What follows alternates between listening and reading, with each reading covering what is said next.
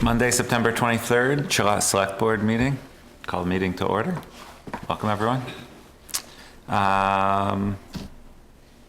Any adjustments to the agenda? I just want to make sure we have time anywhere on this agenda, and maybe we can just leave it to Select Board updates, to a couple follow-ups. One was, what are we going to do about short-term rentals? We can just follow up on that and make sure we know where the town wastewater issue is and who's got that and what the plan is for that. Great. Just some follow-up things.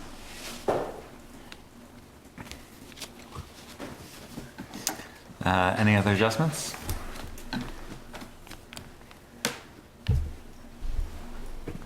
Matt, is there going to be public comment? Yes, 7 o'clock. Okay.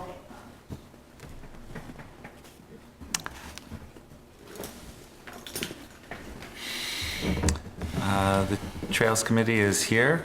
Welcome. En force.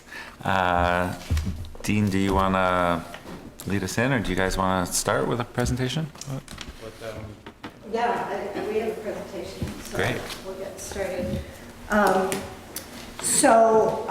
What we want to do is have a preliminary discussion about Trails Committee and what we're thinking about for the budget over the next 5 years. What I would ask is, I'm going to go through this whole thing, and I would ask that we wait for questions till the end, because I'm afraid otherwise we might not get through everything. So if everybody would wait. So at this point, the Trails Committee is ready to move forward on the next section of the Town Lake Trail, specifically State Park Road, West Charlotte on Ferry Road to the train station, and from co-housing to West Charlotte Village. These 3 sections create the most linkages to public areas in our town. 2 of these sections, Greenbush and Ferry, are along roads where townspeople are expressing the most safety concerns with car traffic and bike ped traffic. So to prioritize, we want to get the sections completed in this order. State Park Road first, then Ferry Road from the village to the train station, and then third, co-housing to the West Charlotte Village. We'd like to propose a 5-year funding plan to complete the 3 sections. So, starting with State Park Road, it's a half a mile. Right now, we have a group of volunteers, including Trails Committee, ready to build the State Park Road section. For up to $30,000, hopefully a little less, which would go for materials and gas for the equipment, we could complete this section this fall. The volunteers include skilled, knowledgeable construction and road people, road building people, and we are willing to volunteer time and equipment if the Trails Committee pays for materials and gas. We'd like to build this trail in October and November of this year. So the Trails Committee is requesting approval from the Select Board to use up to $30,000 of our Trails Reserve Fund money to build this state park section of the Town Lake Trail. And currently we have $64,000 in that Trails Reserve Fund. So some of that $30,000 for the State Park Road would be from that $40,000 that the Select Board / town allocated a few years ago. We think using volunteers and donated equipment to leverage the funds is what was intended for Trails to do. So we're leveraging these funds with volunteer help instead of grant funds. The Trails Committee met last Tuesday and approved requesting these funds with these conditions. A, that the trail be built to the specifications approved by the town through our 6-month open review process with Jim Donovan. And B, that the trail be built in accordance with the wetlands permit that was issued for this project, which we do already have. And that, C, there will be a manager of the project who's knowledgeable about building trails and will be sure that the trail is built solidly and to specs. And D, if the volunteer project is not approved, that Trails would then, on October 28th, when we come back to you, request another $40,000 be added to the Trails Reserve Fund for this coming year, so that we would have the money needed next summer to go out to bid for State Park Road, which is what we would have to do at that point. So that's State Park Road. Ferry Road is a half-mile long. We estimate that this section of trail will cost about $20 a foot. We'd either build it next to the road or on the road. And then third, the co-housing to West Village section, which is 2 miles long. We're making this our third priority because we still need to get easements over 4 properties between co-housing and the MAC easement. And just an FYI about that, Dean and I walked that section from co-housing to West Village with the grant administrators from VTrans and Vermont Forest Parks and Rec this summer, and they both said they would not consider funding this section of the State Park Road Trail with grants.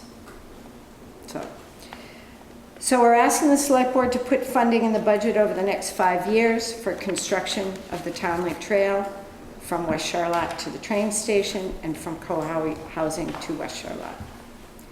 The estimated cost to build the trail on Ferry Road and from co-housing to the West Village is all about $20 a foot. For the co-housing to the West Village section, if the trail goes on the easternmost side of the properties, and we don't have those easements, so we don't know, we will need a bridge across Thorpe Brook. We estimate the cost for that bridge to be about $50,000. So the cost for Ferry Road would be half a mile, $52,000. The cost from co-housing to the West Village would be about $261,200 for a total cost of $31,13,200. So that's a $62,240 a year for 5 years, and we would request that those funds be put into the Trails Reserve Fund each year for this alternative transportation within our town. The impact on the tax rate would be about 0.007 cents.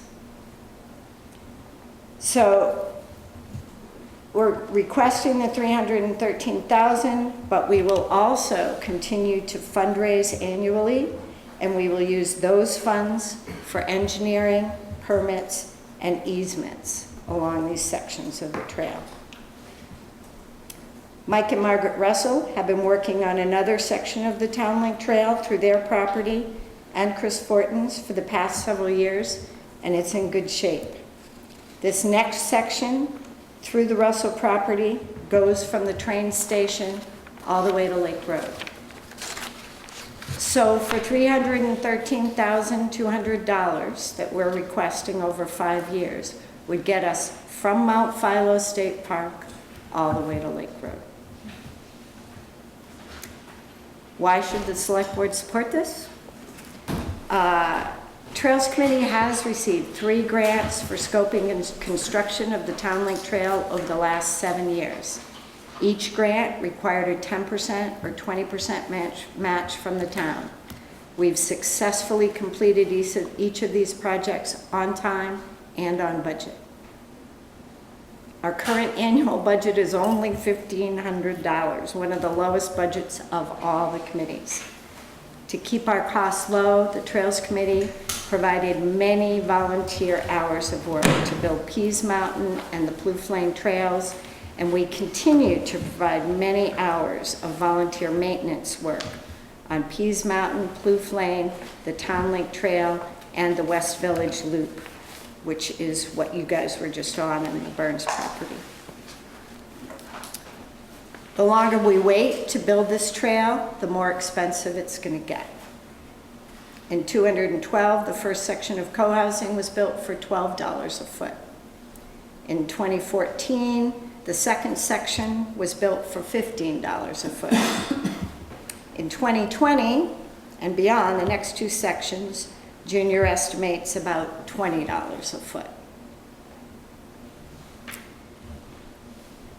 And lastly, I'd just like to say that last week around the world, we witnessed marches to show concern about climate change.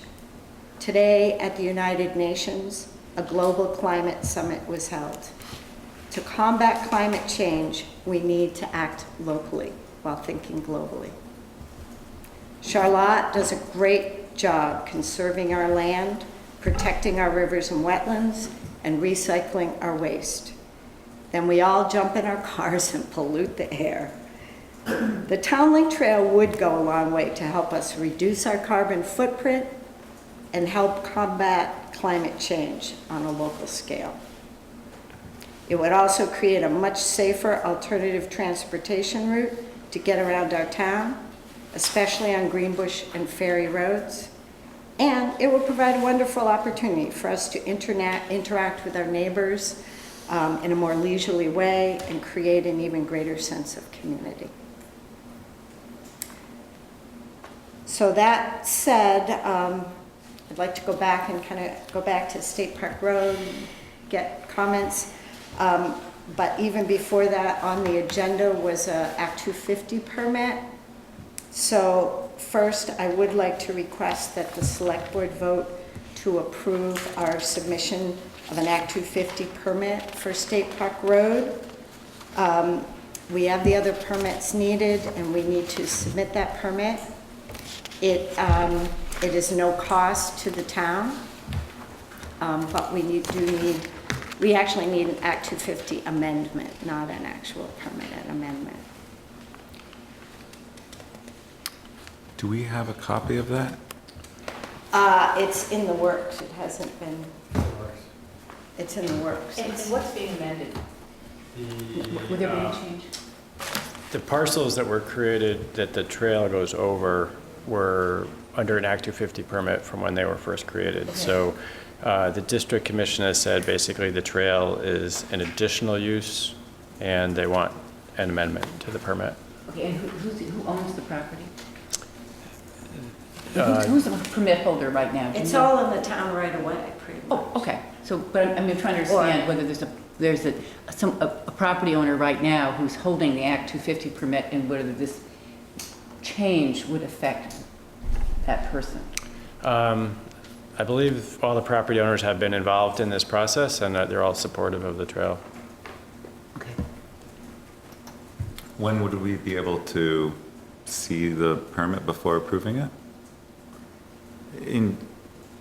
We typically see the application that we're approving. Oh. It's partly in the works, probably by the end of the week it would be available. So maybe by the next select board meeting, we could approve that? It's pretty similar to the wetlands permit, the application that was submitted previously. It says there's no additional fees, so I'm guessing the Corps of Engineers missed its opportunity to get fees for crossing the brook. The Kimball Brook crossing is entirely on the road. Right of way. If your Right of way project is in and- contact with the wetland, the Corps of Engineers. Yeah, there wasn't, So they must have missed it.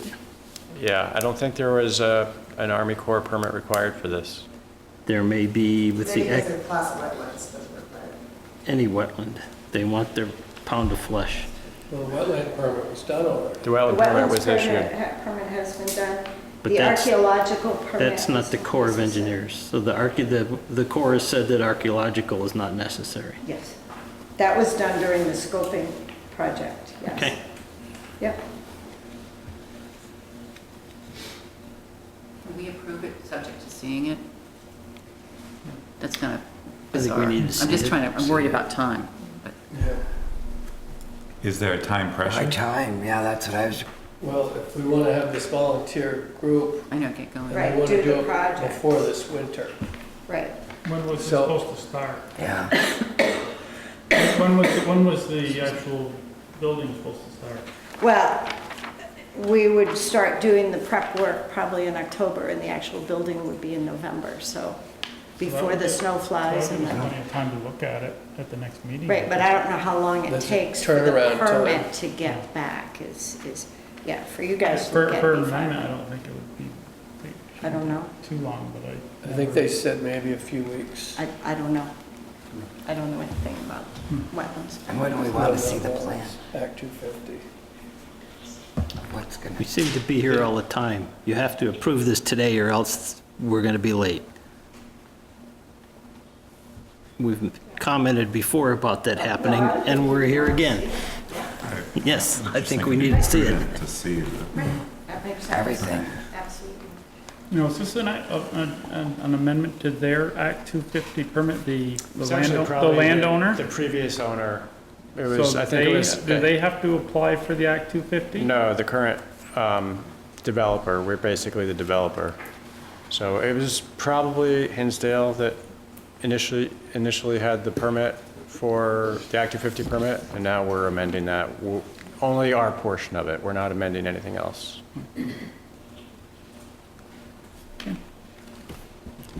So Okay, so that's the first thing. So that will be in 2 weeks. Yeah, The- we can Yes, we probably will do it bring same- that, same we will bring time, that back. beginning of the definitely. meeting. Okay. So, and then the second thing that we would like to request, the select board approval of up to $30,000 to build the State Park Road section of the town trail. I have handouts that we went back and looked at the grant that we submitted in January and got materials costs for that, just to make sure that the money that we're asking for would cover the costs to do the materials for the trail. And so this is the cost for the landscape fabric and the crushed stone that would be needed for the trail. The other costs would be gas for the equipment. There are 2 culverts that would need some extension and probably some bigger crushed stone for one area where there's A slope. a slope and, so, looking at $30,000 and seeing that these materials are 21.7, it gives us some additional funds for gas, for the equipment, and, Is there any drainage going underneath this? I mean, as in pipes for water that comes off the road? there are 2 culverts that Junior said would need to be extended, and I think the cost for those would be about $250 each. Right, I'm talking about the trail itself. I'm talking about the trail on top. Is there gonna be a sag between the trail and the road? And would there be any drainage, or is it just gonna be a even slope, so it'll just run across naturally as it lays today? I think that was more the concept, Yeah. that they would take The out thing- 8 inches of soil, remove that, and then put the crushed stone in there. Right, and the whole project that Jim Donovan did, it spells it out very specifically of where it goes and how it would all be done.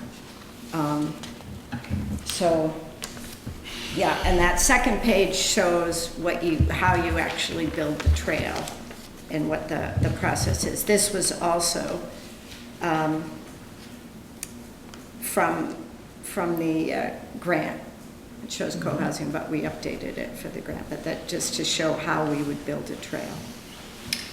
What was the, just looking at the crushed stone calculation.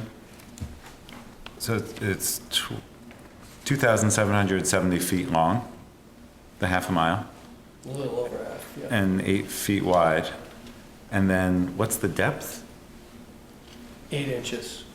So it's 4 inches of like one plus and 4 inches of 3/4 minus.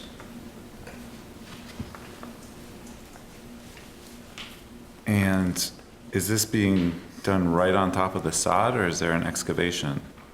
You dig down 8 inches. And what's That's happening first. to that equivalent amount of native material?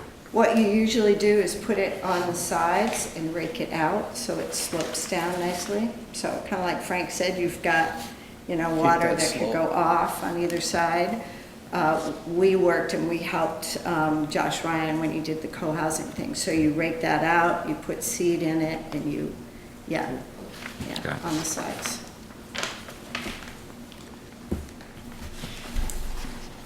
I know for hand tools, I think our insurance covers volunteers, On hand tools. but not with backhoes and, Generally not with mechanized equipment. so there would have to be a insurance cost for, well, if it's junior, I suppose his cover, he probably has insurance. Ward Preston agreed to So- be the point person on this. And the Trails Committee with Jim Donovan's supervision would be the ones to lay out the trail. I wasn't, I guess I didn't read the minutes from the Trails Committee, but was there a vote on this? Yes, the Trails Committee voted, and that's on that second page with those stipulations. The Trails Committee, this was last Tuesday, so it's more recent. It was an additional meeting that we had to approve requesting, going before the select board to request these funds. Yes. Historically, looking back at the 2012 section of the co-housing trail, remember that was done with the gravel from Heinsberg Sand and Gravel? And there was kind of extensive discussions about the substandard quality of that trail. Right, because it wasn't the sheet pack on the top. Yeah, at the $12 per foot here. Then for the next section with Josh, it was priced out with crushed stone. Came out of New Haven. And that also had a pretty significant failure because of substandard engineering for the amount of water that was shedding off of the adjacent field, and we had a huge repair the next year. Right. So it sounds like this is using the exact specs from the scoping study, but instead of being $600,000, we're looking at $30,000. I'm just trying to figure out where that It's a good deal. delta is coming from. So the 600,000 was a V-Trans request. They build these to almost road standards. I think they go down at least 18 inches, if not 24. I would have to look back at their I think it actual was- specs. Yeah, it was 18, I think. Was it 18? Yeah. So they go way, our trails are 8 inches, this is 18 inches. So they go way, way down. So you obviously have to have a lot more materials down there. Can't remember if it was wider. I don't think it was any wider, but, No, but it was, it's not using volunteer help, obviously. Right, Right. so there's the And, labor. yeah, so Right. they were using standard, measurements to come up with that amount. As we know, the whole town thought it was pretty outrageous that it would be that much. So Exactly. $200 a foot. Yeah, it was Yeah. just ridiculous. right. Yeah. Okay, and so this 8-inch spec came from which engineering? Josh Ryan. Okay. Who's of timber and stone. Did the He's last the one section. that just got the contract to do Mount Philo State Park and redo all their trails. Yep. And he's the one that did co-housing, and that is where this comes from. Got it. And that trail has held up pretty well, except for in one spot. Right, they need just re-engineering with the Well, culverts. yeah. Right, yeah. Yeah. Okay, well, that, this is just a foot trail. So when it talks about transportation, it's only for walking. Foot and bike, it's like and bike. Yeah. non-motorized. We just did a So study. we just walk through the end of the town loop trail and there's just a pile of mulch like this. And I don't know if that section would be considered bikeable, maybe if you had one of those fat tire bikes, Yeah. mountain well, bike. Yeah, any kind of a mountain bike or a hybrid would be fine. Yeah. Yeah. We just put a camera out on the co-housing section of the trail for a week and had over 70 people using the trail. And I'd say probably at least half were on bikes, Yeah. so, And that loop trail isn't finished yet. right. It's just, we just read that yesterday, and there's still going to be a discussion on whether to make that gravel at some point in the future.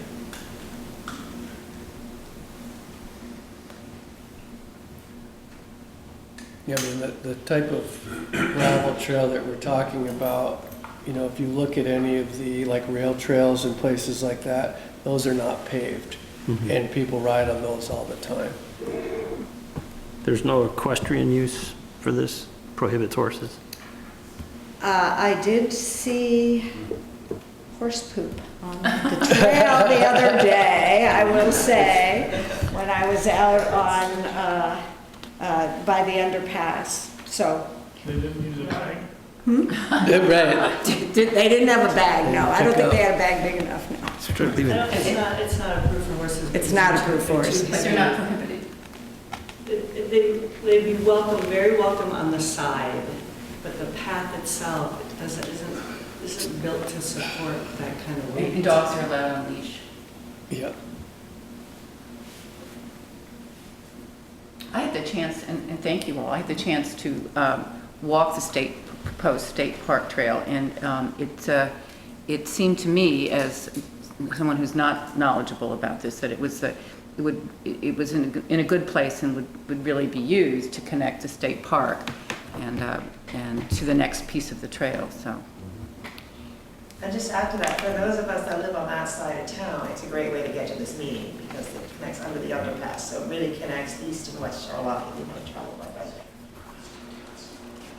Also in that design, there was a spec for parking area on the north side of State Park Road and on the west side of Mount Philo Road. Is that something that the committee has discussed? Originally, it was taken out to maybe do at a later date. So I think that's something to discuss. And, well, I don't know if you could get that on the right of way, let's put it that way, because we only go in 14 feet, so there is a new landowner, and potentially discussing that with a new landowner might be, but at this point, we don't have parking. So then the trail, because I kind of have a vision of what the design from Dubois and King looked like, but this, Right. what you're requesting is a trail that would dead end onto Mount Philo Road, a certain amount of feet away from State Park Road, running parallel to it there. Right, and we did talk with the people from the state parks, Lisa Thornton, who, obviously we would want to have a pedestrian crossing there.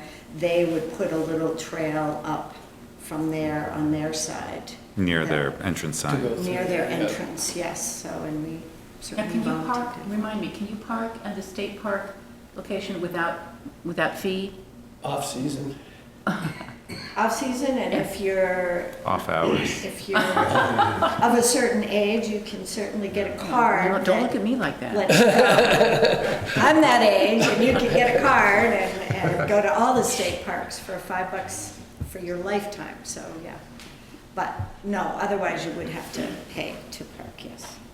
Yeah, I'm just trying to figure out whether that would make it more available for people that didn't want to pay for the park, being so close to the park. Yeah. That was the whole discussion. How can you keep them from? And there is a Parking there. telephone little pedestal right there. Right. Yeah. So for now, we see it more as a way to go to Mount Philo. Right. Yep. I just had a couple of safety questions. So if we put a trail on from Ferry Road to the train station, it's going to be on the north side. So does that mean bicyclists and walkers are on the same going against traffic and, you know, just that, and that'll happen on everywhere. And I assume that's got to be like what other places do. Exactly. Well, I don't it's understand. certainly better if you're separated from the road. Right. You know, if you're gonna have traffic, you know, on the path going both ways. But that's a little tricky on Ferry Road there. I mean, we Oh, would, that's why it's 8 feet wide, so that you could ideally have two Passing. people passing, right. going, even though you would be, one way or another would be going in the wrong way. Okay. And so you also said that Ward is the point person. So Ward has all the insurance on the tree cutting. He holds the insurance for this job. From what I can see on this outline that Jim Donovan put together, because we are going into the woods where we are, I don't think we're gonna need to cut down those trees that people were worried about. And because we're going out next to the road over the brook. Yeah. Have we seen that design? That's the one that we finished up in the fall, and we had all the open meetings, and we had Yes. a plan here. That We had wasn't- 2 meetings at Selectboard. Yes. Yes, Okay. So I should have brought my copy with me. yes. In the mountain You of might have it in paper. the We have archives. mountains and mountains of paperwork. It's Yeah. unbelievable. So But- if the trails, we weren't sure, we're not gonna be able to have to cut down trees, because we haven't been out there since for a year. So I think. There might be. I think we have to be careful. Well, Yeah. yeah, It's sounding like it'd be a good idea to have a site visit, bring the tree warden, bring Ward, bring Junior. Is Yeah. Junior doing the trucking? Is that, Is Junior what? who's I'm not trucking sure how the material? they sort of sugared that out, yeah. but when you look at this and you see where the trees are that are of value, it actually weaves in and out of those trees. And what about that telephone pole on the, closer to Route 7? What'd you do about that in the plan? What's that look like? That's That next to was the house. Always something I could never visualize. Yeah. How do you deal with that? Was that going away from Safe- State Park safely. Road to get Is around? that between, you're talking about the one between Vineyard View and where Melissa and Trevor Max are? Yep, Yeah. yes, Yeah. yes. Because it's safety. It's a Yeah. safety reason Right. for that. That's And why I I see think Jim that. took that into consideration, and I think we go on one side or the other, but I can't remember. But we do have to move the Vineyard View sign. That would need to be moved. That Junior can do. But the trucking piece, because I'm looking at possible roadblocks. One that we have to consider is the purchasing policy. So if it's not a preferred vendor that the town has, that would, $20,000 in material is gonna require going out to bid at the very least. Anything over $5,000. So we'd want to get that. Maybe firm that up then, yeah. What So that- Junior knows of preferred vendors? Is that what Dean you has a said? list Dean has a of, yeah, the list. select board has a list of preferred vendors or sole proprietors, which would be exceptions, could be exceptions to the purchasing policy. Any purchase over $5,000 requires a formal bid, an RFP process. So the town would generate an RFP and then get people to bid on the trucking piece. Do we have the capital fund? This would most likely be a capital expenditure, and doesn't it over 50,000 in the capital improvements requires a vote, or is that just for the fire department For the fire department, only? yep. Okay.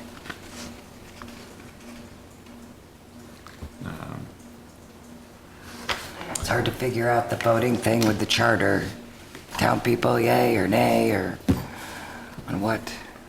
So do we have, here's the draft agenda for the next meeting, October 14th. Do we have time for a site visit?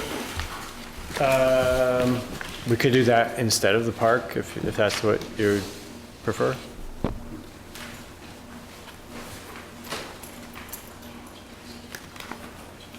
It's probably a wise idea. Yeah. Okay. Sounds Yeah, like let's, yeah. consensus. And then before that, we could potentially stake it out so you could get a good idea of exactly where it would be. That would be great. How about that? Yeah, that'd be awesome. Yeah. And it's so far, pre-tick season, I haven't seen any. I don't know if anyone else has, but it'd be nice to, Free, post, no. well, the late tick season has not come in yet. Tick season? Yeah. So-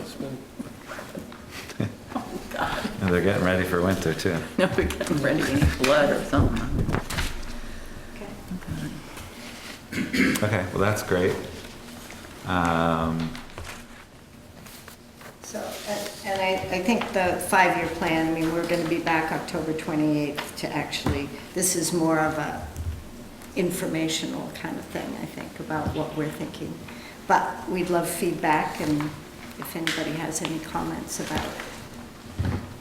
You were going to send me the equestrian information that you, I did, I thought. I didn't see it. Oh, you didn't see it? I didn't see I in the sent email. it. All right, I'll send it again. Okay. Sorry. No, I did that's- send it, I did send it to And you. I'm not disputing that. Maybe I just didn't see it. Sorry. At post-site visit, looks like we have a slot at 7:50 on the Right, 14th. and we could potentially move the 6:30 item to 7:50. 7:50 and Sure. have this. I think it's going to be a little dark. No, site visit will be at 5:15. But then to come back here and But process the actually, site that's visit. not a bad point, because when does daylight savings time end? I think it's November. November, okay, so we'll have sort of light, okay. Yeah. Okay. And I just want to say, thank you, Margaret. I am the liaison to the Trails Committee, and I've had the fun, I've only described it as fun, is to walk some of the trails, and it's got some potential. And Margaret and I walked from the railroad station, which, that is a building that could something be going on there, and walked all the way over to Lake Road, and you could clearly see if you could cross Lake. There's wide open fields, and maybe you could get all the way down to Way Lake. But anyway, I think we got some ideas perking here. Yeah. Great, thank you. Okay, thank you.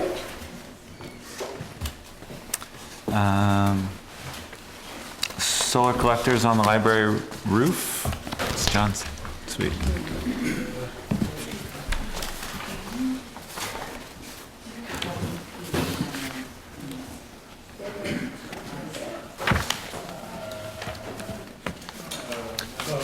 John Cunningham, here speaking on behalf of the Energy Committee and also the Library Board. And we have Nan Mason from Friends of the Library, Deirdre Holmes and Susie Hodgson from the Energy Committee here to support the proposal. So the proposal to put solar on the library roof was unanimously approved by the Board of the Library and the Energy Committee at meetings that were held on September the 9th. And in this proposal that was in your packet for today's meeting, I sort of summarized what the proposal was.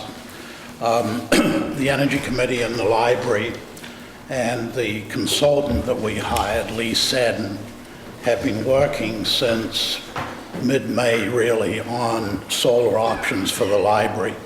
And what's in this proposal has come out of that work. And we looked at a number of different options. We looked at the costs and the benefits.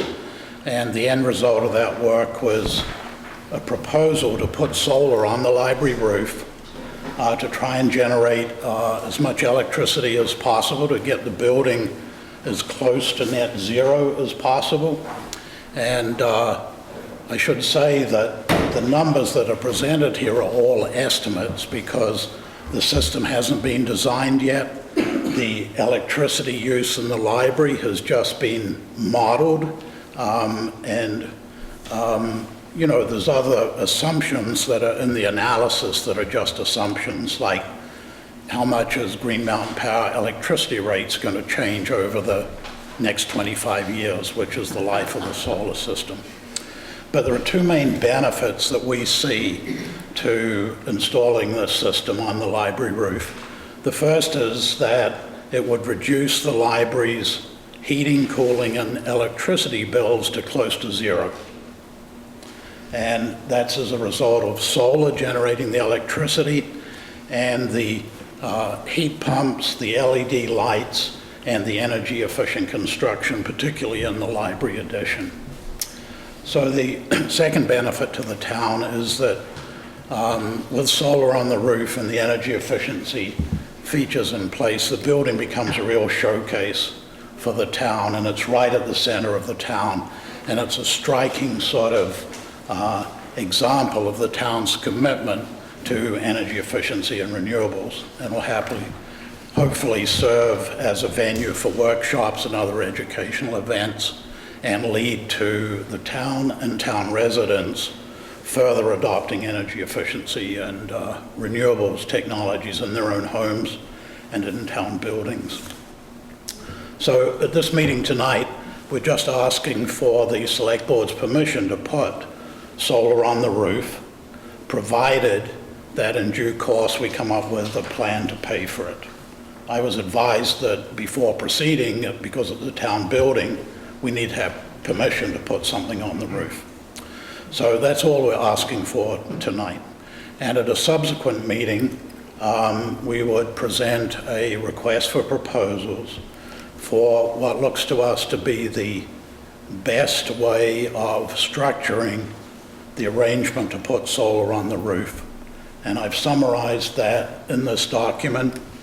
The difference financially is that the cost would be about $49,000 payable in 5 years' time, compared with about $82,000 which would need to be paid when solar was put on the roof. And the reason that there's a big price difference is that initially the solar would be paid for by an individual investor or a developer who is able to take advantage of accelerated depreciation and the federal tax credits. And after 5 years, having exhausted those benefits, they would then sell the solar back to the town for about 60% of fair market value. And this arrangement is common in a number of situations where a nonprofit or a town is installing solar. And the reason is that it provides a better deal to the town or the nonprofit, and both those entities can't take advantage of the tax credits or the accelerated depreciation. It's a business or a individual that can take advantage of those. So I'm happy to answer questions about where these numbers came from and how it would work. I would see addressing the questions in more detail in a subsequent meeting if we secure approval to proceed with a request for proposal for this power purchase arrangement for the solar on the library roof.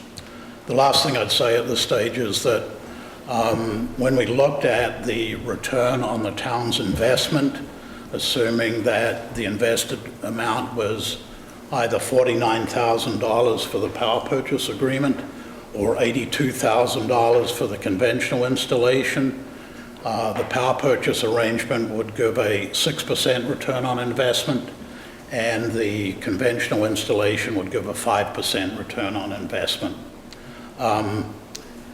If you look at it just, how much would the town pay for electricity for the library over the next 25 years if the town bought the power from Green Mountain Power?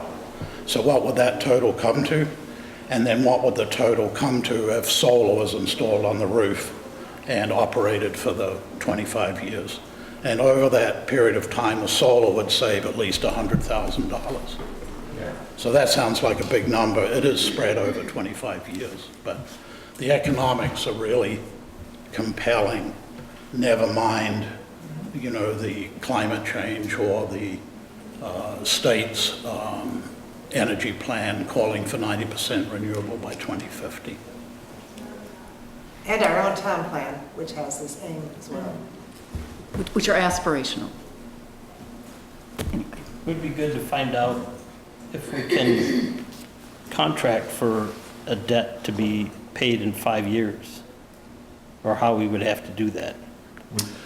Part of that would get addressed in the power purchase agreement from the developer, because they would have requirements. They would need some confidence that in 5 years' time, they would be paid for the solar that they were selling back to the town. I understand that, but our budget cycle is 1 year. And anything that we don't do with our budget cycle, we've done with a bond, which is a municipal bond agreement. I don't know the mechanics of how that would have to work. And it would probably be good to inquire maybe of VLCT, how that would work. Describe to them the deal where they put it on our building and in 5 years we agree to pay $49,000. I mean, that's not a bond, that's a future promissory note. Could we sign up that far? I don't know. Would it be a capital budget thing that could be donated to every year? Any number of ways to do it. Right. But just the commitment Right. for more than 1 year. The contractual commitment. I mean, I know we do it with the leasing side of things. As landowner with Thompson's Point, those are 20-year commitments. But So I don't there's know on the probably- purchasing side. I'm sure there's, There's probably a structure, but I just I'm not, would want to know what it is, make sure it's according to Hoyle. yeah. And John, I have a different question. We received a communication today from Peter Trono, and it was an email, and I don't think maybe Dean doesn't have it, but as I read it, and I read it quickly, he believes, and I don't want to misquote him, that putting solar on the roof is not the right thing to do, that putting solar panels someplace else is a better thing. And I don't want to misquote him, and I don't have any problem giving kind of conditional approval, to put it on the roof, because I think that's a viable option. But I do think at some point, we're going to need to address whatever concerns he might have. And I honestly do not know the details of that argument. But I did want to alert you to that. And if you don't have a copy of that, I haven't received it. Dean doesn't, we'll make sure you Forward it to. forward it to If I you. don't have that, I would be happy to respond. Yeah. Or maybe just chat with Peter. Yeah, before coming up with this recommendation, they looked at 4 or 5 different options, including putting solar on a south-facing roof elsewhere in town, putting solar, doing a larger 150 kilowatt system somewhere in town, buying solar from an existing installation somewhere in Green Mountain Power Service territory. So those are all different ways of getting the same end result, which is the library powered by electricity generated from the sun. The economics weren't hugely different among all of those different installations, but what really persuaded the Energy Committee and the library to put it on the roof is that it's so visible and it's such a strong statement of the town's commitment to renewables. Now, it would go on the 2 south-facing dormers as much as possible on the south, but most of it would be on the upper western roof. And when you put solar on a roof that mostly faces west, you get about 80% of the generation as you would if you put it on a south-facing roof. So that's sort of the, a bit of a price that we pay for getting it on the building. But the building only has those 2 small south-facing dormers. Do we cover up that beautiful new roof? With a With beautiful panels. solar array. Protected from sun damage. Right. It would only go, That beautiful roof would be covered with solar panels. it would only go on the upper part of the west-facing roof. The steeper part, if you I'd have put to it look on at it the again. lower part, it wouldn't shed snow, so that would be problematic. I had a couple technical questions just so I can learn more while we have your expertise here. The 10% discount, mechanism under a power purchase agreement. So for those 5 years that the town doesn't own it, the town would be still paying 90% of what their power bill might normally be? Yeah, that's correct. That's a typical arrangement that developers make when they do a deal like this. They give the town or the nonprofit 10% off the regular Green Mountain Power electricity rate. Got it. And then of the tax credit that the developer would be able to use would be on the full 82,000? It would be on the 82,000. Would be on the retail value yeah. of it. Or whatever the price, whatever their cost is to install it. Right, and then they recoup 60% of that Yeah. when they sell it back to the town. Yeah, because they've had the difference in Right. benefits to them from the tax credits and the accelerated depreciation. I think I get it. So that's what drives the economics. Right, and then I just crunched the $5,700 a year times 25 years is 142,000 in energy Right. being paid to Green Mountain Power versus Yep. investing that in this mechanism. So it's very compelling economically. And John, we're not storing any of it, so we're not using storage, so we're just selling it back to, it's going back to the grid when it produces energy, and so, yeah, and when you say it's not, there's no storage involved. No, there's no storage. It's just a net metered arrangement, Okay. Same as anyone who has, solar on their home. So the solar generates credits. Green Mountain Power meters both the credits generated by the solar and the amount of electricity used by the facility. And, so those show up on each bill.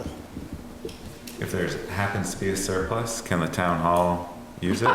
Well, it's, if for some reason, you can do that, and some towns do that. If they install solar on one building and it generates more than that building needs, they can have what's called a group net metered arrangement where the surplus goes somewhere else. And in a town, it would commonly go to another town building. But in this case, It's slightly we on. won't know until the design is done, but we will be lucky to have a surplus. Right, it looks, yeah.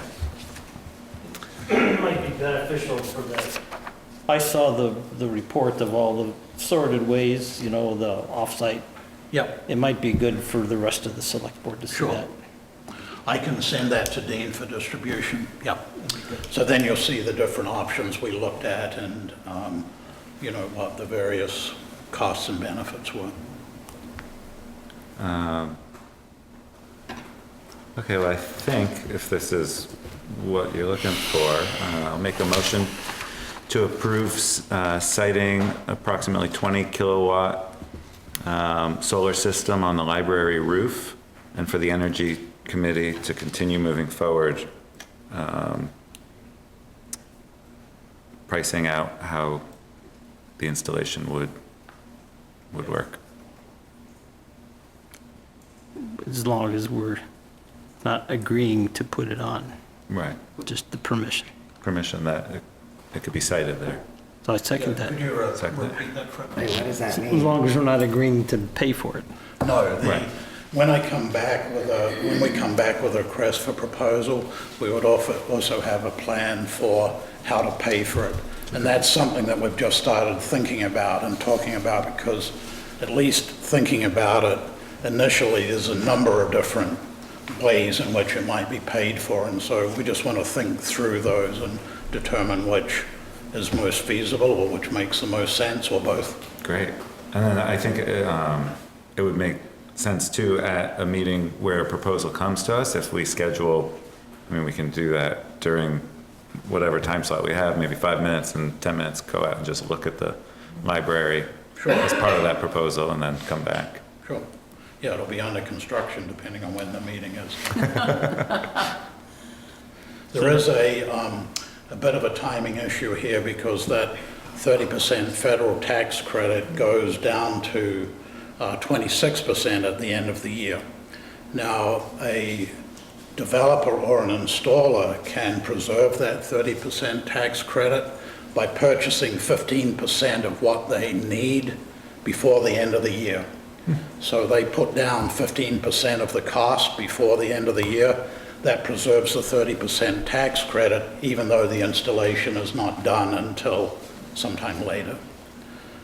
So we just need to be mindful of that. Also, you know, although this power purchase arrangement for around $49,000 is our preferred arrangement, there's only 3, perhaps 4 companies that do this type of thing.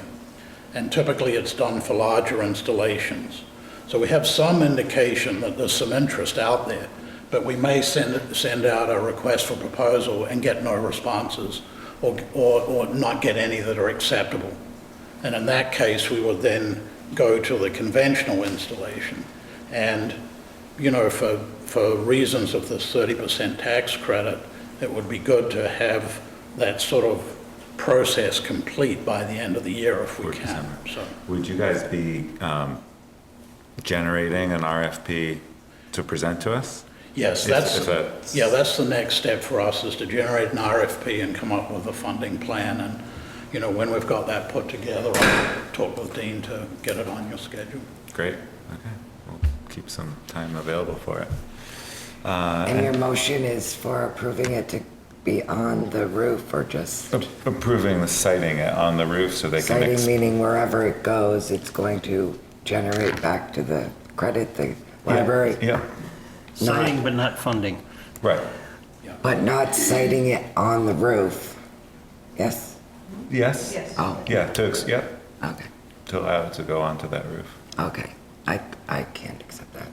I could accept the credit going elsewhere, but I'd have to see the roof better and understand. I thought it was. I don't This- want to just this is a cover up necessary point that of clarification, John, and $100,000. maybe we weren't listening hard enough. What I thought we were agreeing to is to allow you to pursue siting it on the roof and to pursue that, and to give you permission to do that. And then you would come back to us with a plan and with the cost analysis of that. So, Yeah. Carrie, does that help, or you don't want it on the roof? Well, You don't know? I don't really know. We just spent $110,000 on that roof 5 years ago. How much is being covered up? This will A lot, add value, or- to the roof and add value to the building. Probably I just don't have any. 20% maybe? You're not going to get any of the east side, any of the north-facing I'm dormers? not sure what percentage the roof is covered.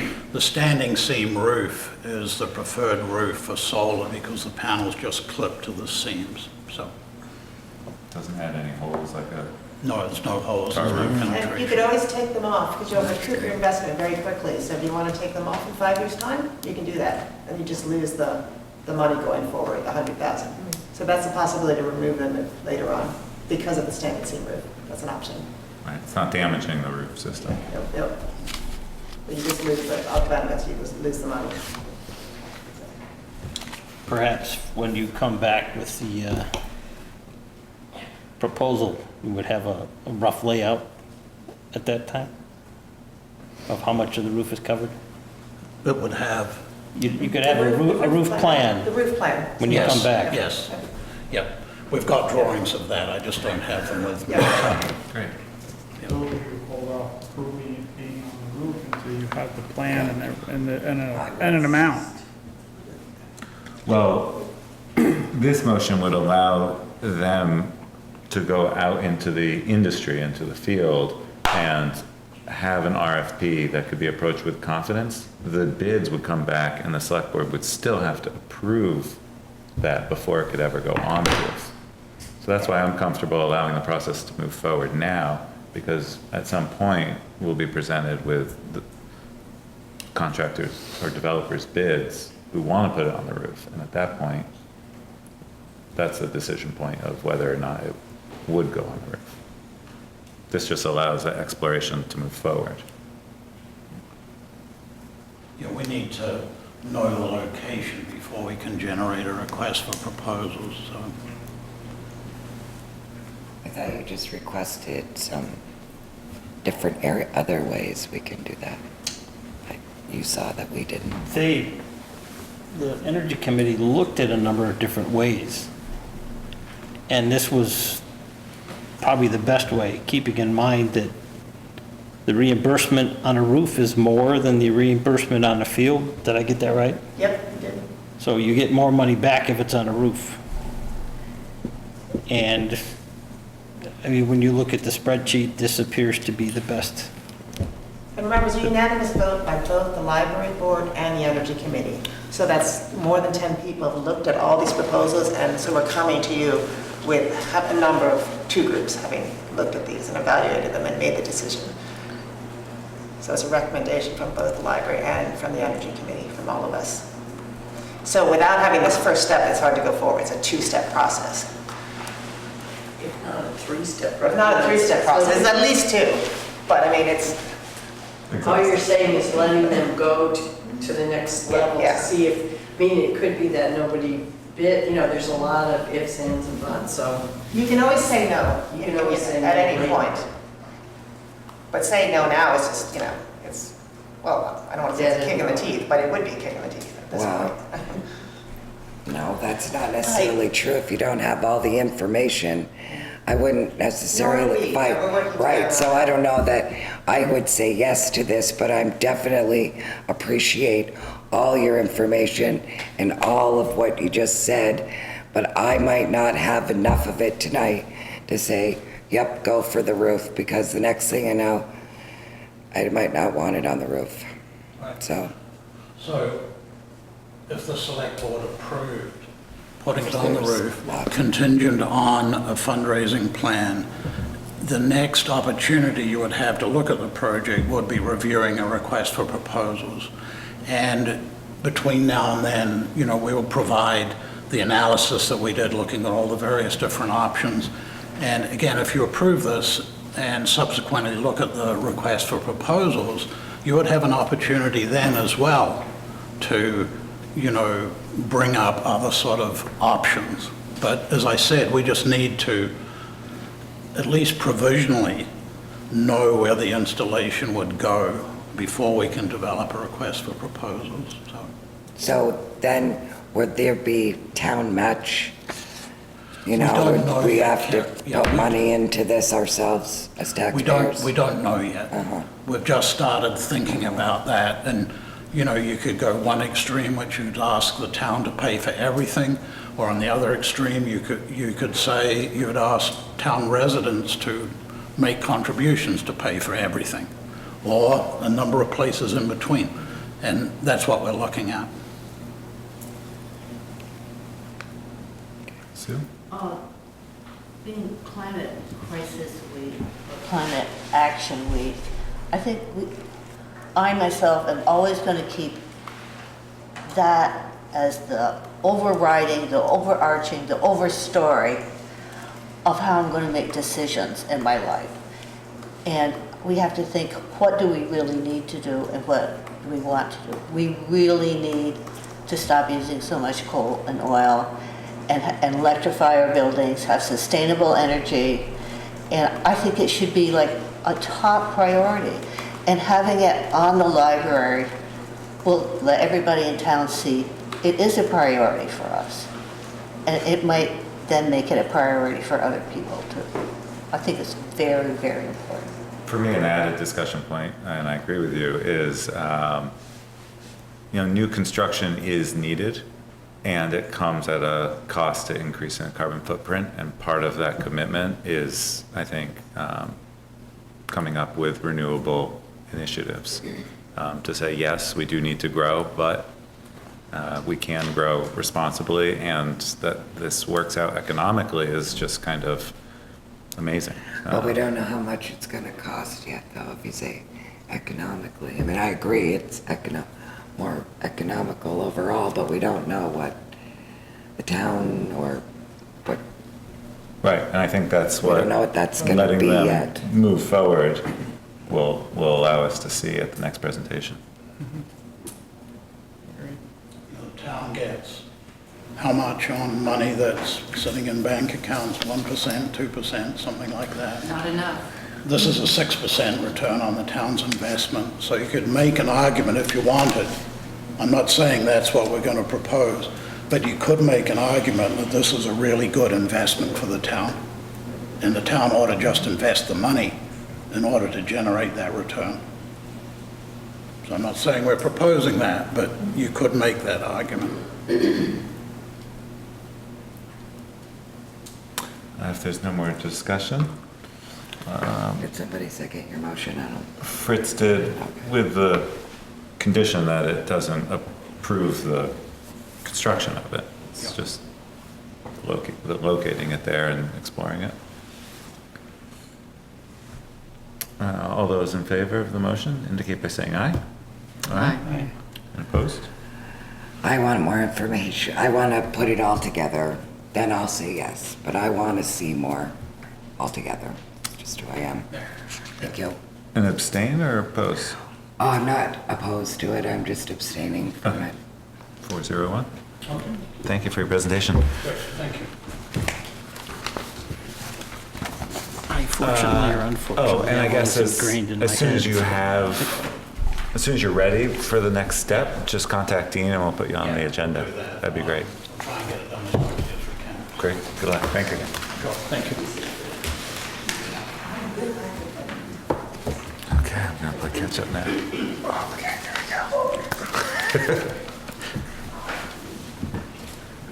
go. Contract with Dubois King for engineering repair of Monkton Road. Right, so I put out a revised scope of work. After the last meeting, you had selected Dubois King, but they, their scope of work was a bit more robust than I think it was felt we needed. So after putting that out there, they said they could reduce the cost from 68,000, and this is an estimate. They wouldn't actually charge unless they actually did the work. So 68,408 to 53,721. Again, if they, you know, for example, you know, if there's a particular step in that process that they don't need to do, a wetlands evaluation or whatnot, they wouldn't do it and they wouldn't charge for it. So this is basically a not to exceed, but it could also be quite a bit less. And what was the grant amount for? That's a good question. It was, I believe it was 42. It was 90% of their initial cost estimate. So this is, if we approve it or approving to pay up to $11,000 of the engineering, roughly. Say it again. The grant's for 42 something, and this is a kind of a not to exceed $53,000 Right. engineering study. So that leaves roughly 11 grand on the table that we would have to pick up Where does that come from? our next budget Highway, cycle. current budget. This current year. Current year, that's right. How much do we got for that? Got anything in bridges left? Well, actually, Mary gave us that sheet. Yeah, let's check it out. got crickets. Yeah. Dust.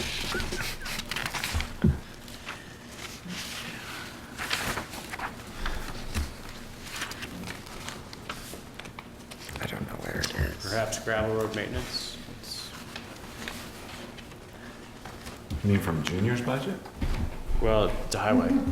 Highway budget? What number, Dean? Where are you looking? I am looking at the town report under highway on page 17.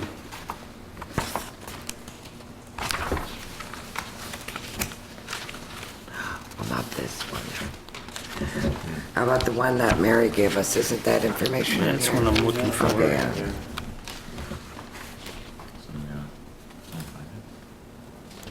I just don't read these.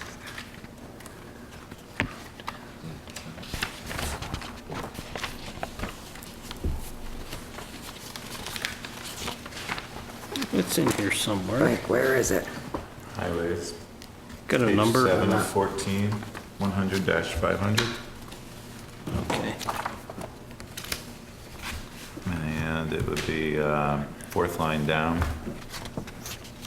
5,000-45.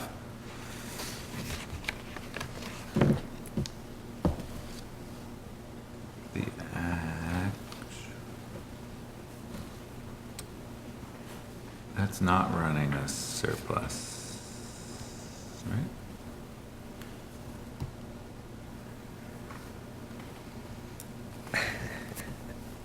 Oh, we don't have the actual. Yes, there's bridge reconstruction appears to be empty.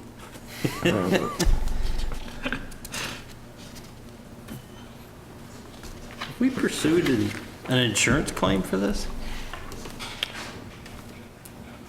Do we insure our roads? As, I mean, we report them as capital. I haven't asked the league about it. I don't think this has ever come up as far as getting a claim. It's kind of happened over a period of time. It's not like it's one incident. It wasn't just one storm that knocked it out. It's been over a period of time. I don't know, as the bridges deteriorate, we're kind of stuck picking up the bill unless we apply for a grant. Right. So we applied for a grant this time, which appears to be a lot less than we would like it to be. Right.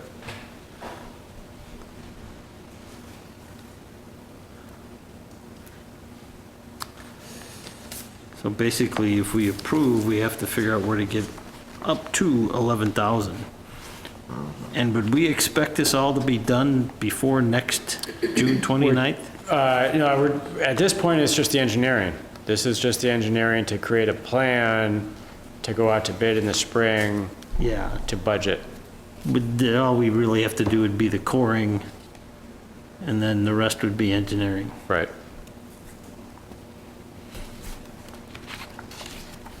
What are you thinking, Junior? Well, it needs to come out of the highway and out of the gravel road maintenance, and the gravel road. I think it's a safety issue. I don't know what else we can do, I don't know how to fix it.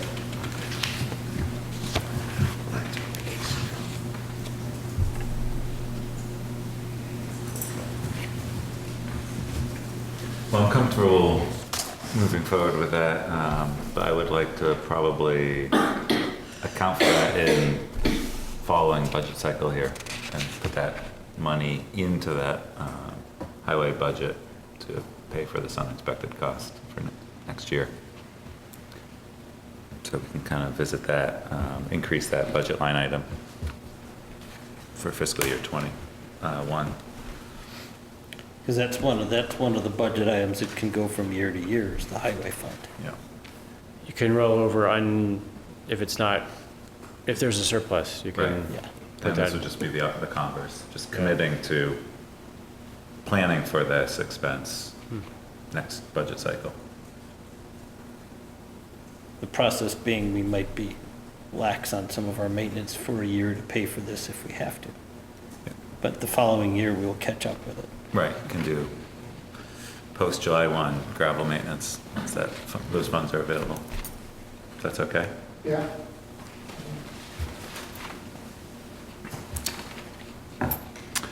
Do we, Guess I should make a motion to approve to do what you gotta do and contract with Dubois and King for the engineering repair of Monkton Road.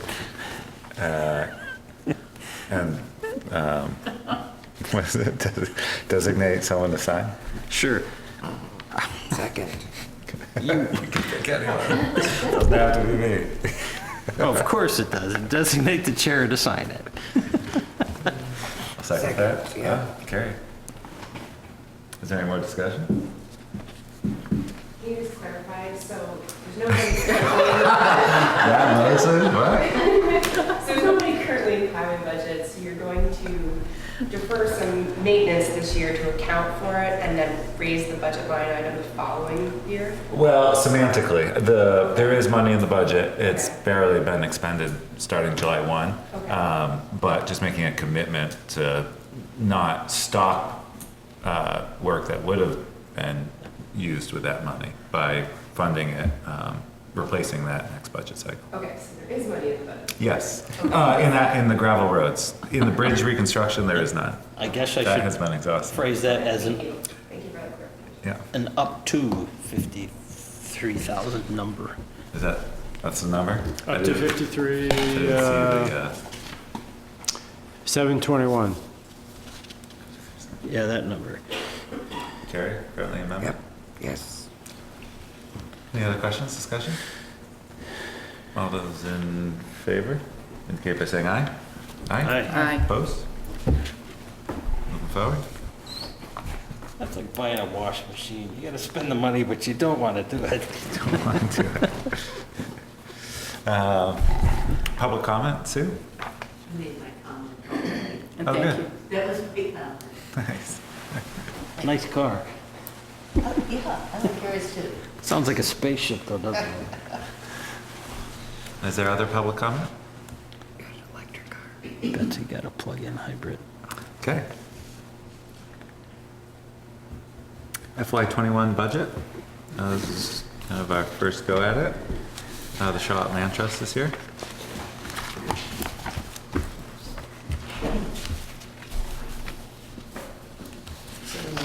So you've got, so I'll start with the yearly allocation to the Charlotte Land Trust, and the proposal is to be the same amount that it has been last year and previous years as well. And keep in mind, this one's a little bit different as a contribution than some of the other nonprofits, in that ours is, it doesn't carry forward. In other words, we are reimbursed for expenses as opposed to just a flat, distribution of money to us. And so if we don't use the entire amount by the end of the fiscal year, it doesn't get spent. So use it or lose it. Any questions on that? Well, I'm completely confused by this document that I think Dean just put up. Okay. Right. Two different things are being covered. One is the allocation. Well, and you're not part of the town, you're a We're a 501c3, we're a private nonprofit. nonprofit. Correct. Okay, so you're asking for a donation of $5,000. Correct, which is consistent with Right. several years. Actually, it's gone down over the years. It's been 5,000 for, And then, I think, at least 3. and then it says, what I'm confused Sure. about is, the bottom line says, we are recommending an allocation of $50,000. That's a different topic. I'm here for two things. Oh. All right, I'm sorry. Yeah, no problem. So that's for the Conservation Fund, which is different than the Charlotte Land Trust. Okay, and I'm sorry for my ignorance on this. No, that's fine. As far as I understand, the Conservation Fund is part of the town's Correct. financial. Right. And I was going Portfolio. to I was going to give a little bit of background on that, but do we want to just cover this one first, or however you'd like to proceed? No, I just want to make sure I understand. So Charlotte Land Trust is different than the Conservation Fund. Now I'm understanding. Do you want to maybe briefly explain what you would use the 5,000 for? Sure, yeah, and it'll be consistent with years past. We use it for operating expenses that really further the good management of conservation easements. We use it for to help with appraisals, because we always split the cost for conservation appraisals with the landowner. Sometimes that's onerous, and by having a little bit of money to draw on, we can kind of keep that going, especially early in a process talking with landowners. That's very helpful. So it can go for partial expense of the appraisals, can go for ecological assessments, which we do on properties to make sure that they are indeed worthy of conservation and public conservation dollars. When a project is finished, we do something called a baseline documentation report, a BDR, and that is, as it says, it's the baseline, it's the status of a property at the time of an easement. It's a very, very important piece, because once we conserve a property, we have an ongoing responsibility to steward that easement and make sure that the terms are being lived up to. And with that BDR, we've got that baseline. A BDR is a very complex document. We hire a professional to do it, and so the fund goes towards that as well. We've used it for some outreach activities, which we're trying to do more and more of, to engage the public and interest in conservation, but also knowledge about it. Those are the main things. There's something called easement defense insurance. It goes to help us with that premium. Those are the main points. And it can vary a little bit year to year based on what comes up, but So it's primarily if a project is moving forward, it's used to. most of it goes towards projects that are moving forward. Some of it is for ongoing things such as easement defense insurance. So, okay, I understand now the continuing contribution of 5,000. And I know that these are two separate items, but could you indulge me? And it says we are, the "we" there is the land trust, Yes. is recommending an allocation of 50,000. Under the way the conservation fund is set up, the Yes. Charlotte Land Trust is told to come to the board every year with a report on projected projects and anything that's out there, such as funding sources, major changes in conservation law that might affect what we do. And so we're to give a yearly report to the select board. And part of our job then is also to recommend what should go into the conservation fund every year. Oh, so this is, okay. They're two different topics. Okay. I'm here to request the allocation for the Charlotte Land Trust, as you do with other nonprofits. And then my second hat is the Charlotte Land Trust is, we are to come give advice to the select board on the management and the funding of the conservation fund. Okay. Right. Okay. So right now, that first bit, I was just talking about Charlotte Land Trust line item of support to it, as you do with different nonprofits. Got it. Your name? Kate Lampton. Two quick questions. On the education piece? Yes. The red signs on conserved Yeah. land, that's the. Yeah, Charlotte well, it's Land just Trust. one of the things we do. Okay. It's fun, yeah. And the net revenue is of the 501c3 is $5,000 a year, or are there other funding sources to the land trust? No, that's a minor part of our, I mean, it's an appreciated but minor part. We are like any other fund, 501c3, we go look for money from anybody we can get it from. We also, in conservation projects, might have grants, but basically standard fundraising like everybody else. And this is a piece of it. And I don't know off the top of my head our income. But the 5,000 is not I mean, as I said, every bit's very appreciated, but it is not a major part of our yearly income. And I should say too, our treasurer submits the list to Mary every year with receipts, et cetera. It's all very trackable. For the reimbursement piece.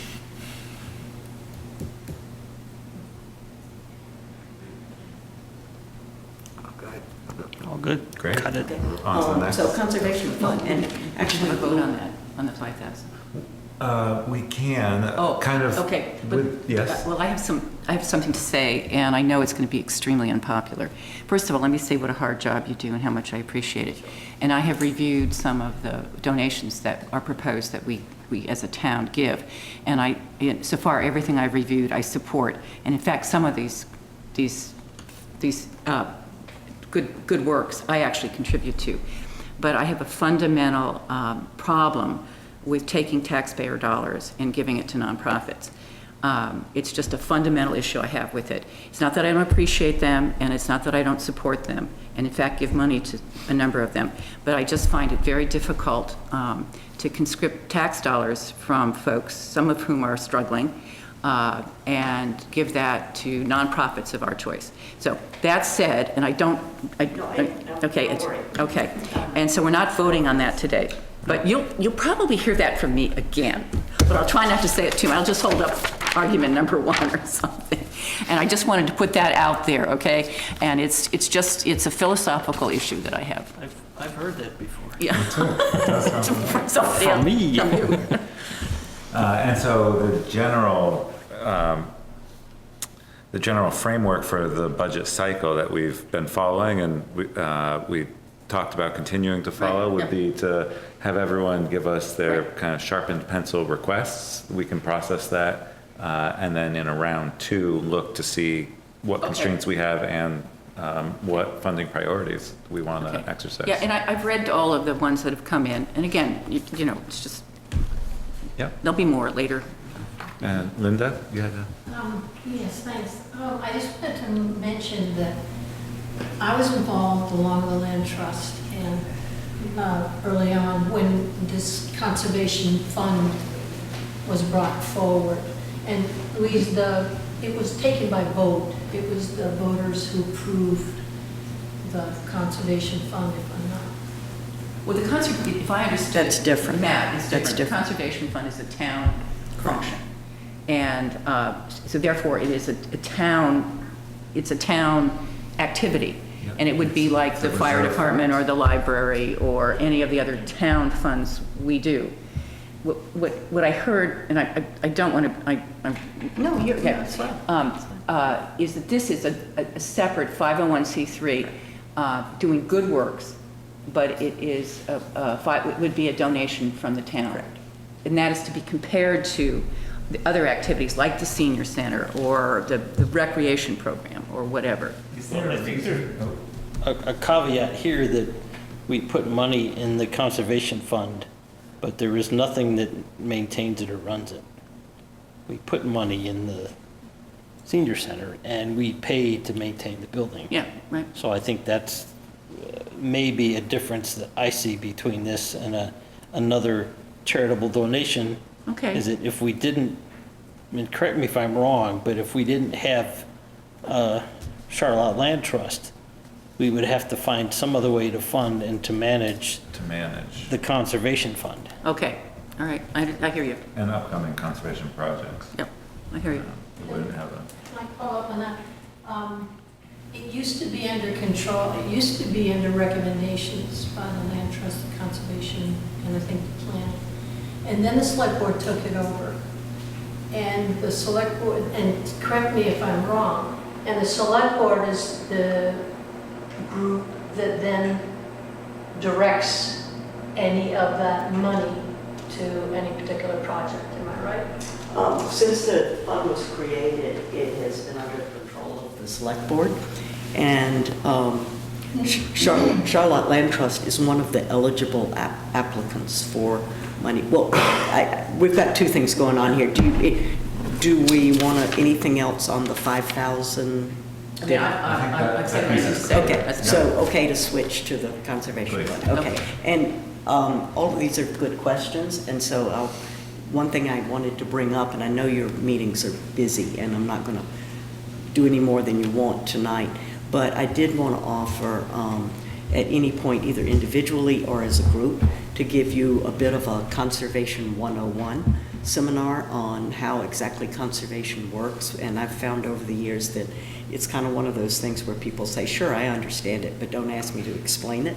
So I've always found it's helpful to kind of go over the rudiments of how it actually works.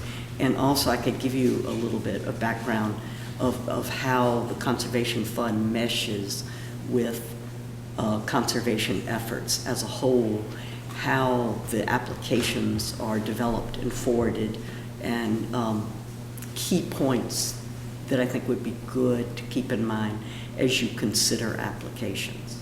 And so anytime you would like that, as I said, either individually with me or as a group, I'm happy to do a tutorial. So just want to say that.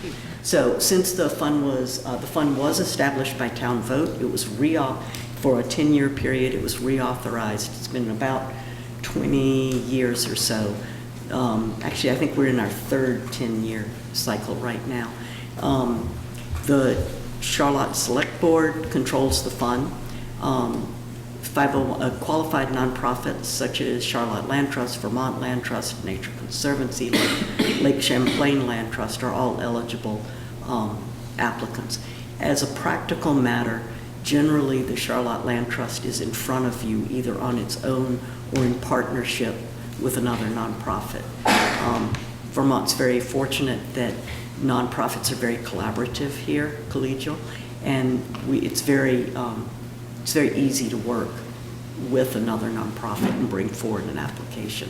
So you see, so as I said, when the fund was established, there was the dictate, if you will, that the Charlotte Land Trust would be the ones that would kind of bring to the board every year an idea of what's out there on the horizon to help you decide how much to put and keep in the fund.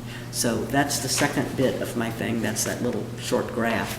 And that's what I'm doing now. So typically, anyway, Linda, does that get you your answer, or that?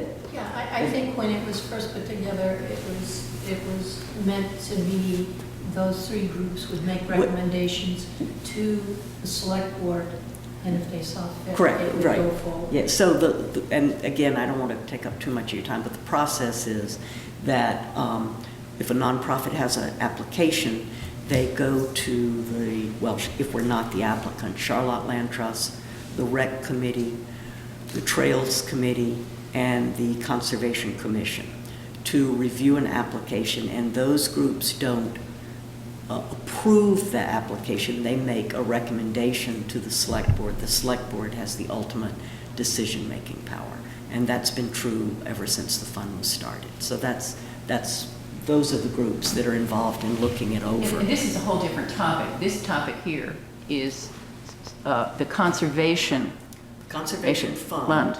And these are, looking forward, these are some ideas of where the conservation over the next 1.5 years might spend dollars to conserve land parcels in the amounts described. Yes. And, And the way that list is done, this is something we've done, kind of figured out the best process over the years. Obviously, these are somewhat speculative because we're talking about a budget. You know, we're making a proposal right now for a budget that's going to run, you know, quite into the future. And so this is our crystal ball of what in the next cycle is going to be possibly out there. Will all of these come up in the next 1.5 years? No. Conservation projects move at their own speed. And what we do is we only put down on this list properties where we have had active discussion with the landowner. We don't put on anything that's a wish list. That's kind of the balance. We want it to have some legs to it. And so all these projects are and we also never put on the list the landowner name because these are real estate deals and confidentiality is very important. So this year, what we have in our crystal ball is the first one on the list you have seen in about 2 years past as well has been on the list. If I had to guess, I'd say that project will indeed happen one of these days. The landowner got his or her own sort of schedule with other things they're doing, and I would be willing to bet it'll happen one of these days, but when, I don't know. But it is, we think, valid to keep it on the list. It could pop up quickly, it could go another year or two. The second one on the list is brand new, as of literally about 3 weeks ago. I would say also that's probably a pretty good chance of happening, knowing the landowners, knowing the situations.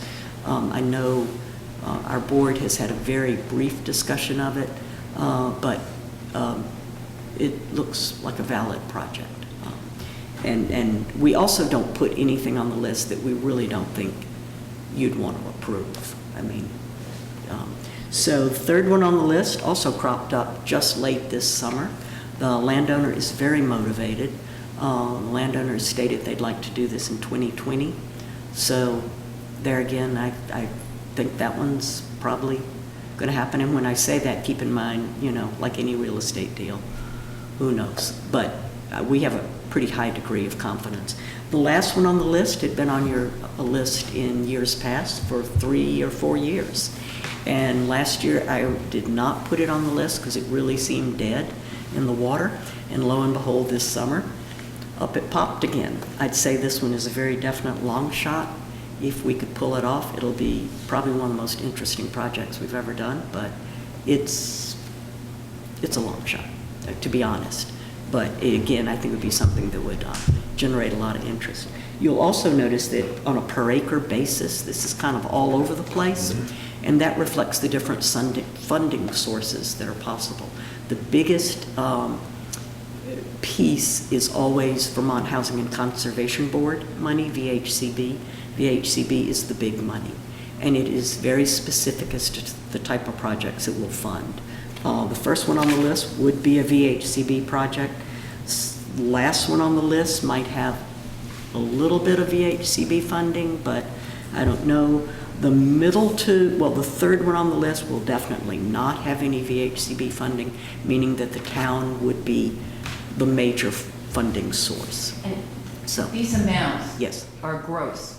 So, that is town conservation fund allocation. okay, so that the, We would be applying for that amount of money. Other funding sources would go towards making up the rest of the fund. so that the conservation fund amount is not the sales price. Okay, that's just what. Those are the application amounts. That's a net number. Correct. Okay. That's just what we would ask potentially from the conservation fund. Keep in mind, none of these have had an appraisal yet. Sure.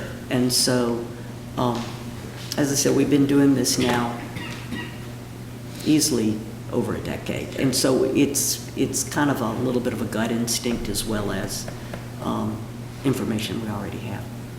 So that's, those are the potential projects. You'll see the resources and the abbreviation. I've roughly put those in rank of what the outstanding resource in the project. You could argue they're all scenic. But when it's very scenic from a public standpoint, I do put scenic. So, we always try for public access if we can get it. Sometimes it's just a small snippet of a easement that's banked for future use. I put public access when it's a significant part of the project. I typically have this number in my head. I don't right now. Do you know what the Yep. funding level is? Fund? Yeah. Current fund level is 426. 426. Well, 425 and something. Is what's in the fund 426. currently? Yes. This past, I think it was January, we closed on a project and there was 79,000 granted from the Conservation Fund that went towards it was a great project. A mile of Lake Lewis Creek frontage. Yeah, that Oh, was the yeah. one off of Monkton Road. Yes, correct. Yeah. It was a great project. So I have, one of the things and yes, that is a lot of money in the fund.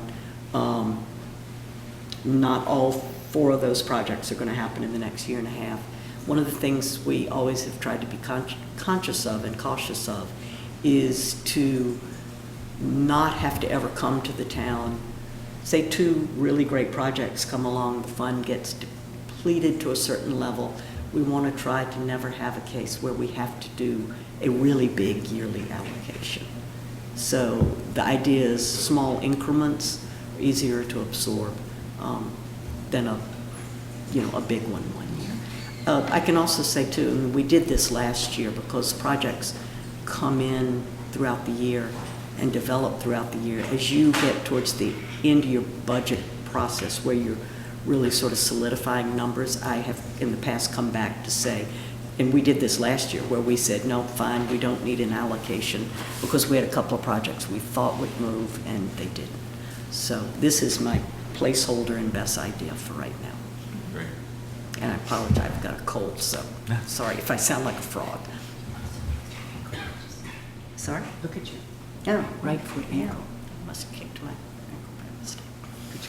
Did you kick a dog? I don't know what I did. Any other questions for Kate? Appreciate your time and explanation. Yeah, absolutely.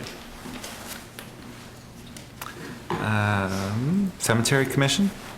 So Vicki emailed just before the meeting started and said she has a stomach bug and won't be able to make it.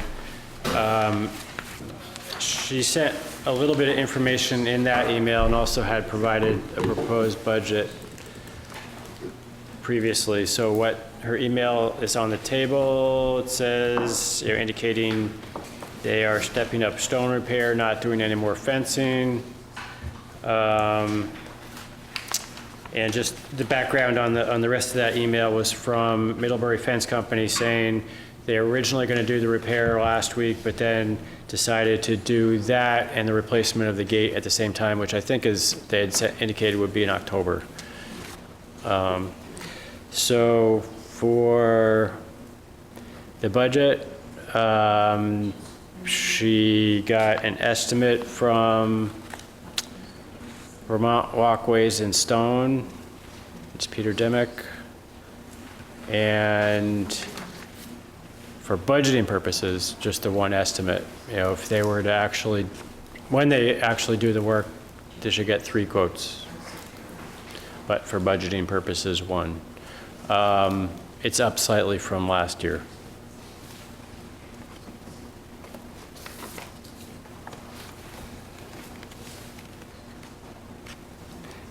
This is under town lands. People are okay with it. I think what I'd like to do is have them come in maybe at the end of the budget cycle. Sure. Okay.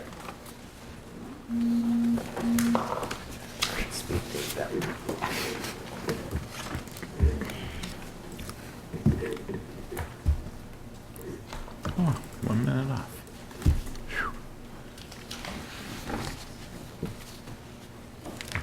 7:45 agenda item.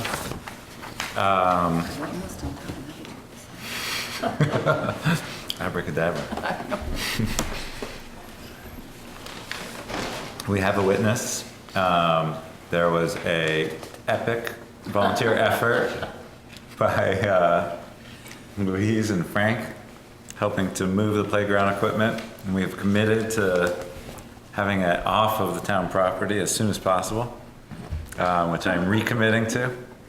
But Junior is graciously storing it on the side of the town garage road, but we gotta get it out of there before snow flies, well before snow flies. So by next meeting, I'll be able to have the prevention loss guy come out, take a look, and hopefully have a form ready for interested people to.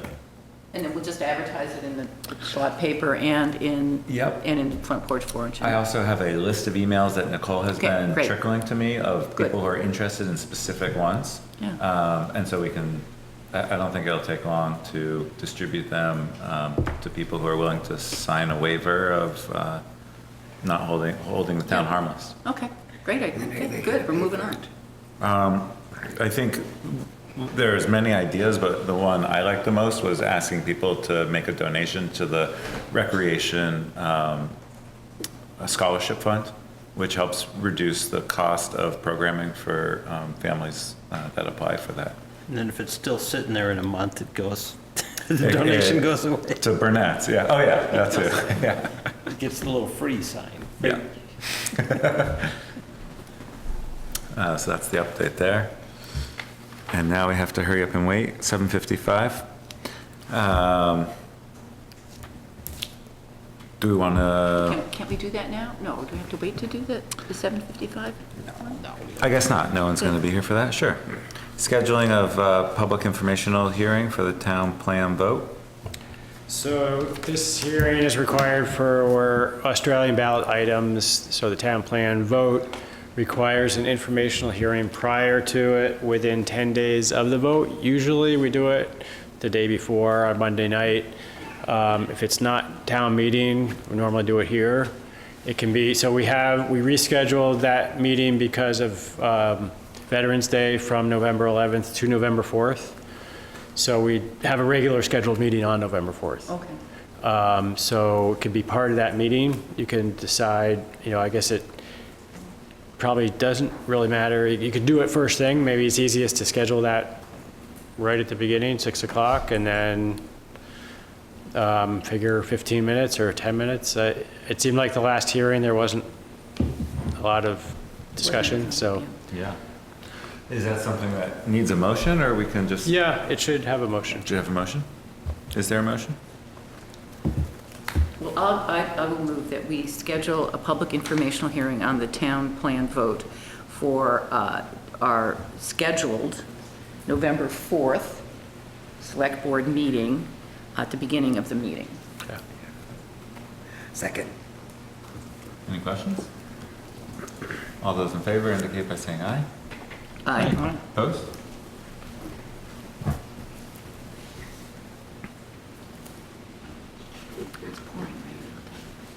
I almost don't know what that sound is. It's raining. Rain, what's that?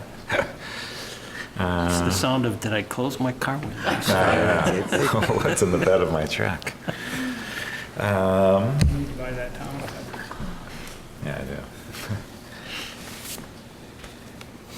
We have 10 minutes, maybe we could approve, Well, I think Adam's here, just, right, so can we do that, or do we need to? we can, typically, I think we're supposed to wait in case Oh, other okay. interested people want right. to show up. I have a hard time imagining there's other interested people coming in, but Okay, that's, all I mean, right. that's the reason for sticking with the timing. Are you okay? Okay. Whereas the minutes, almost no one shows up to comment on the minute approval.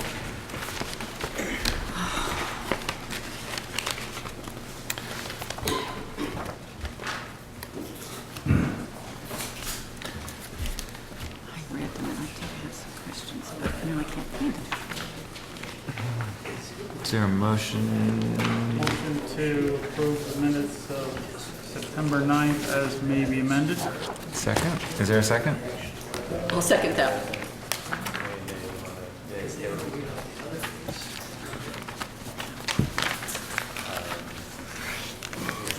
No, this is when you were not here, Mr. Pratt. Me, no.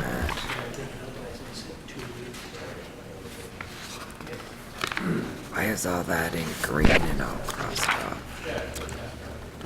You're doing September 9th? Yeah. Yes. Oh, we have a few John. minutes. Oh, we're doing minutes right now? Oh, okay. But this shouldn't take long. Okay.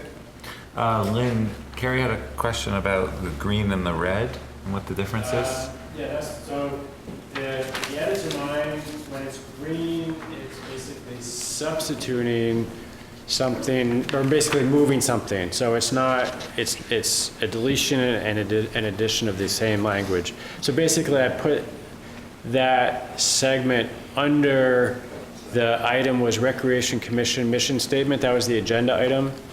And that, so I believe that discussion, the executive session, was to discuss the Recreation Commission mission statement, and that, so it's basically a movement, not a deletion. Got it. And then the standard strike through and Right. underline is Yep. deletion addition. I had only one comment, and that's on line number 130. And it says, he said short-term rentals, and then Airbnb stays. I think that may be what the issue was for him, but it's not the only platform that does that. So I might just put such as. So we're not limiting it to Airbnb. Such as Airbnbs. Yeah, that's all.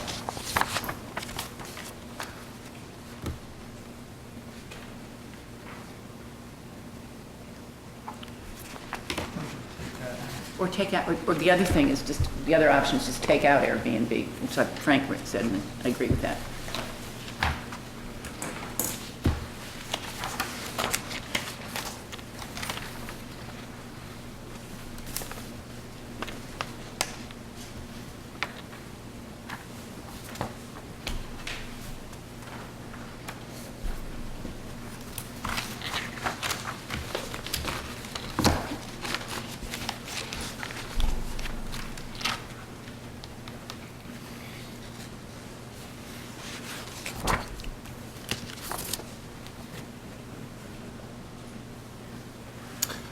No other amendments? All those in favor as amended, say aye. Aye. Opposed? One abstention? I wasn't here. Oh, Yep. John? Lemanik? John Romanek. Going back to the discussion on the amendment to the Act 250 permit, I was just wondering, in the interest of time, and I know Louise brought this up a little bit earlier, you know, we had it approved before to do the wetlands permit, you know, back when we were back last fall, and also to do the Act 250 permit. The Act 250, you know, permit, the amendment was kind of dropped. I'm wondering if we can just, if you could approve that we could just go forward with that now, to have that done, rather than waiting another 2 weeks for you to look at that, so that Dean can finish that and we can get that out, so that we can move things forward, so that when you do the site visit in 2 weeks, we can concentrate on that, and we'll already have the paperwork submitted for the Act 250 amendment. So I've got to make sure I understand the proposal, John. The proposal is that you, Well, I think okay, go ahead. no, I'm confused, and I'm easily Okay. confused. So last fall, Yeah. when we were doing the whole State Park Road, Yeah. we had already been approved to, Jim Donovan to do the wetlands permit, to do the Act 250 permit, and so forth. So that's already was discussed. When we didn't get the grant, no one followed through to get the Act 250 permit amendment done. So I'm wondering whether we really even need to have that approved, or if we can just go ahead with that. So but basically what you're saying is that we've already approved an amendment to the Act 250 permit. We did that some time ago. I would think so, because it was in the works before. Huh? This apply for it, to apply. identical, what you're looking to amend It's now the is same thing. identical Yeah, we're not to changing what was anything. already approved. Right. Yeah, so I'm thinking more in the interest of time, so that there's nothing changed at all. Can we just have the paperwork done and get it submitted? So for me, in my experience with being on the board and approving something I haven't seen, it's something I have really no comfort level in doing on behalf of the town. As I've seen my approval not be what I thought it was in discussions at the time. Okay. So if I have the opportunity to see it between the meetings, and if all 5 people want to see it and sign it before the next meeting, that could be a motion that Sure. It Could- probably just needs one signature, so if you're authorized to sign it, well, that's my comfort level. Right. I need to see it, and if other people have that. To look it over and sign it, so that you have a comfort level. But my comfort level would be to have everyone look at it, Look at it. so No, that, no. right. So to ensure that I know everyone has, it'd be like the warrants, Okay. everyone would sign it, and then Okay. we would be having a quorum on paper, and it would be the same as if it was here tonight and we all had the chance to look at it. Yeah, I'm unavailable to physically sign it. I'm not back until the 10th, but I certainly will read it and send in my, my views on it. That, and I probably can figure out how to, print it and sign it. Yeah, I can do that and overnight it, or I mean, just to be scan it and clear, send it to you. there's not a place for 5 people to sign it. So you could send an email, or, we could have a little place, a little piece of paper just to Everyone check. signs Yeah. off on it. Okay, I can work something out. If anybody has a question, it has to go to the next meeting. Right. Yeah, I mean, I'd be fine with and that. I'm happy to do that as soon as. So at least we can give it a try, and see if we can keep things. Because it was a year ago that, I'm not yeah, remembering the and Act I 250. I don't remember we either. have this much paperwork Yeah. in a year, probably really like this much in a year, so. And then again, I have the same comment that we've had with the same committee, that everything always comes in, gotta do it tomorrow, gotta do it tomorrow. And we have said year after year that we want more than 2 weeks to look at this stuff. And it hasn't happened. Well, it hasn't changed. That's what I just said. So I'll make a motion to approve the Act 250 amendment as presented by Dean. Application, amendment application, as presented by Dean, to be authorized by the chair to sign, contingent that it's unanimously accepted by the other select board members. Got it? That's the intent. Is there a second? I'll second that motion. Okay, thank you. Don't let that one linger. Any more discussion? All those in favor indicate by saying aye. Aye. Opposed? Okay, thanks, John. Yeah. Thanks a lot.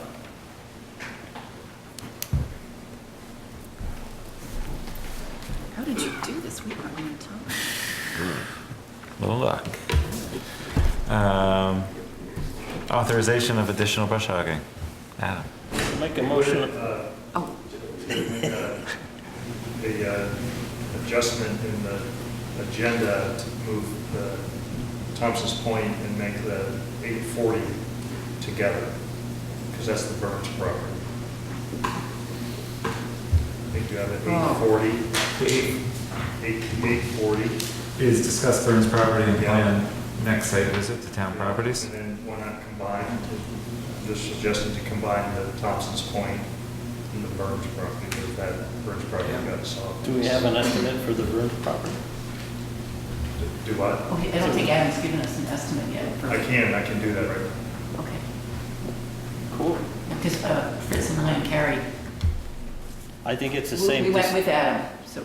it's the same discussion. If we want to Yeah. keep a field an open field, we have a maintenance to do. We got to mow around the outsides or it just becomes a, Smaller field. yeah.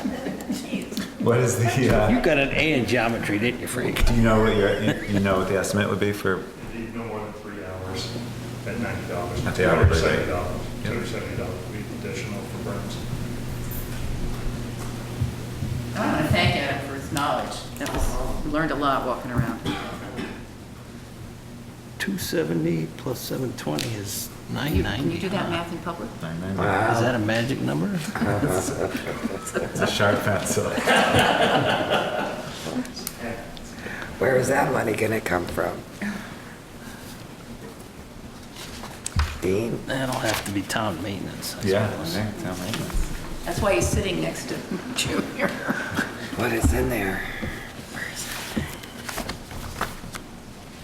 I don't know what number it would be. Is there a motion? And then we can discuss it. I'll make a motion to approve additional brush hogging on Thompson's Point and Burns property field perimeters for a price not to exceed $990. As discussed at the site visits? Sounds great, yeah. I'll second. I missed the site visit, I'm sorry. What number is maintenance? Find it yet.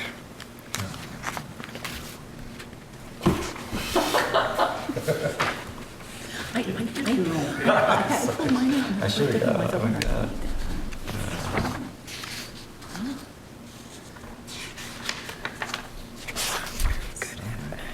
Town lands.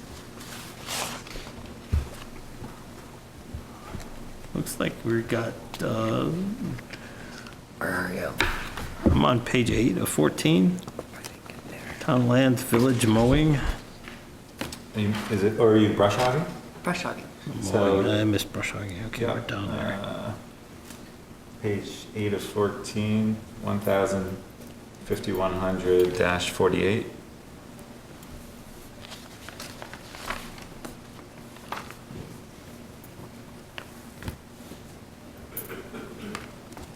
Is that all we have left to do? No, we had the rest Well, of the fiscal year. For the spring. So last year we had budgeted 3570. I'm sorry. Yeah. For brush hogging, we pay at the end of the year. So the payment is actually not until FY21. It's not For- until what, June 30th?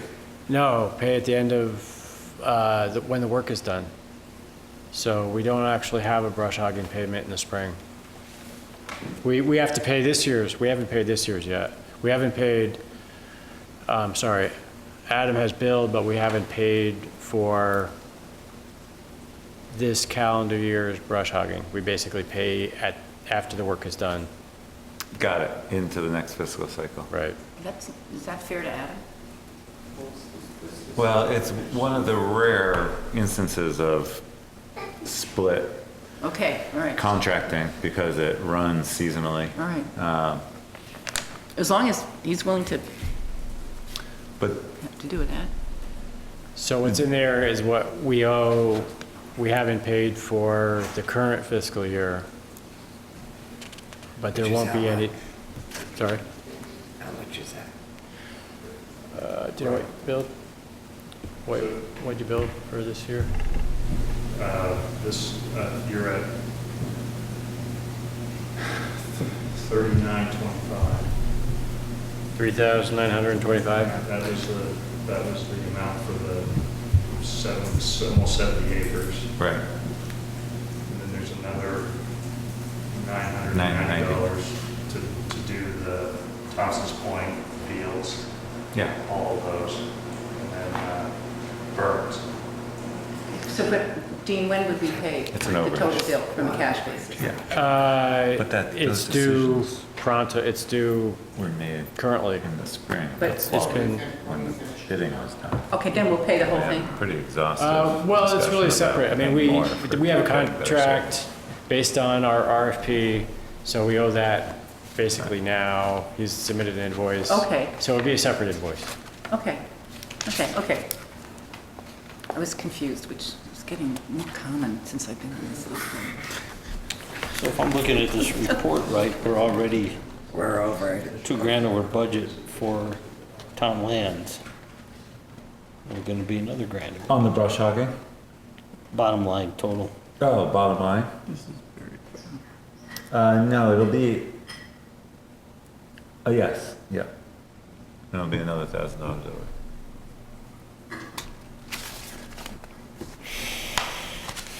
Where does that come from, ultimately? Ultimately, it comes from any other underages, like as if the Vermont Land Trust only asked for a $1,000 reimbursement and we had allocated $5,000 for them. So those micro adjustments happen, and if there's a major one, the town has a contingency amount that we retain during the setting the tax rate in late August.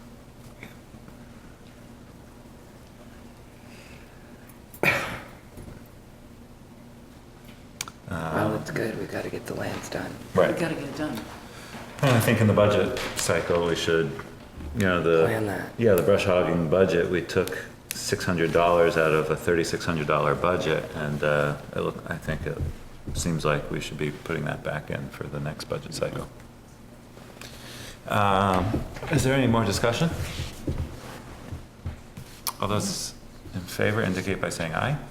Aye? Aye. Opposed? Thank you, Adam. Appreciate it.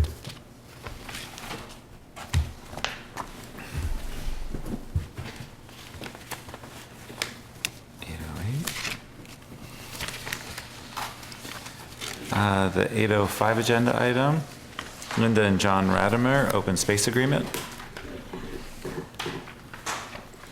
This is our current survey, but it's not quite, it's the used Daryl's recommendations to fill these out, but I think there's still one. Daryl is suggesting we use an acre box for the building envelopes, and this one's only, I think, 5. This one's 0.68 and this is 0.56. So this can be adjusted if you wish. I don't mind it being small. And the area that we're interested in putting into open space would be anything, this was one area that he had to finish up, because he counted this portion of the septic area and left as open space, and I don't think that would be considered an open space if it's already under an easement for a septic area, for my system.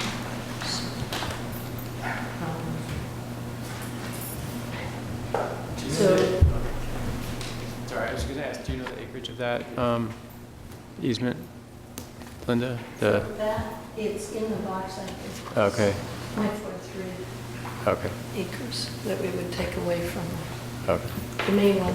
And the only question I had was in that open space agreement, there was a statement that talked about people coming to see the land? It's pretty standard. It's basically, it would be a representative of the town, not the public. It would be saying, just to enforce, if someone says, well, I think they're building in the open space, then the town has the right to check on that. Check it, okay, yeah, because I With didn't want notice. any citizen With to notice, visit yeah. our woods. Right. So the planning commission has approved a 2-lot subdivision, and as a condition of that lot, which is minimum, which is lot, but requires 50% of the parcel designated open space. Is that 50% of the joint parcel or 50% of the 2-lot? The 2 acre? The original acreage, the Okay.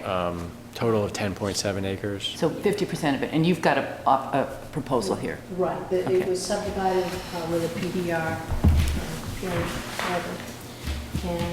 And this is the result. And this portion is slight woods, but partial meadow too. Who drafted the open space agreement? I did, You did? yep.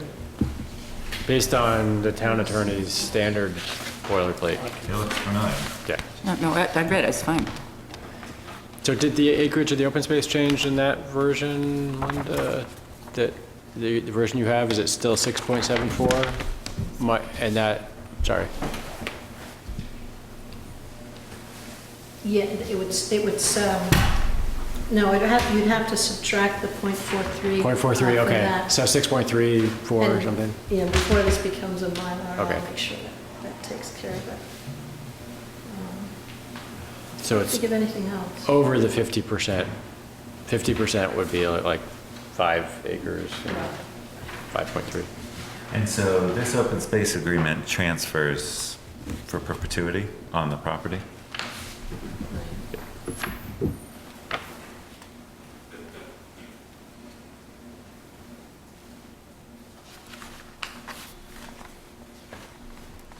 The nice thing about it is it drops off so severely to the east that it's very private there anyway. And then the acreage to the west and south is pretty wild state as it is. Tree cover. A lot of woods in there. Do you? Yes.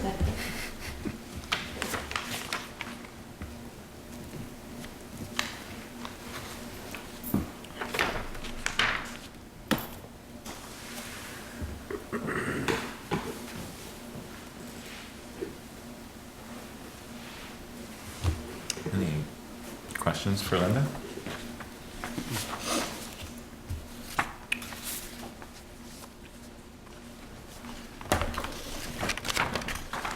Okay. Do you want to keep these? We actually have a copy. Copy, smaller, but So again, the change would be made, this would be out of the open space for the, for the, no, we'll just subtract that septic. I think it was, right? It says 6.74 acre portion of lot 1, but the total is 7.3. Oh, so Look at the open space is 6.74, but then the septic easement hasn't been subtracted from that yet. Is that what you're saying? well, I'm wondering, because you were talking, it was decided it was, yeah, it would actually, well, it's 5.6 from 7:30. Okay. So no, that isn't taking into account. It's not. for that. So we'll, Well, isn't the 6.74 on the 10.7? But I think it's all on lot 1. So basically you're subtracting 7.3 minus 0.56 for the building envelope is what comes up, is how you arrive at 6.74. Yeah. And then the septic easement would be minus 0.43, which is 6.3 something. Where's the 0.43? Calculation? down, yeah, it's a calculation I s- in, I see note 4. Well, it says C note 4, and then I'm looking at Yeah, note. the version I handed out in the packet doesn't have the acreage for that. Oh, it doesn't, It's right. what's on the table. Got it. So maybe we do want to keep that. And what's that number? Point? The area for the septic is Yeah. .43. Minus 0.43 comes to 6.31. On page 3. 8 lines down.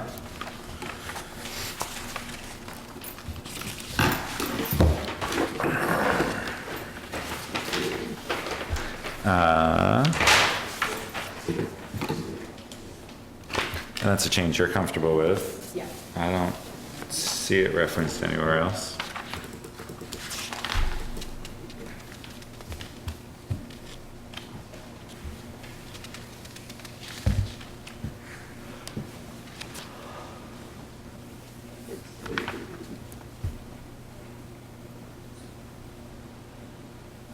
Title 10.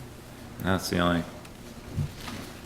reference. Come back in and sign it with you. It'll be probably the chair that signs. So you can sign it with the notary and submit it, and then I'll have the chair sign. So we'll need a motion now. Yep. And to approve the chair to sign. Motion to approve the open space agreement for Linda and John Radimer with the corrections made on page 3. Could I point out just one thing? There's, the use of the terms heirs and assigns is very particular, and I didn't run that past the town attorney, so I just asked to be able to run that, a quick run through past the town attorney, just to make sure the heirs, successors, and assigns is the correct term for the particular situation.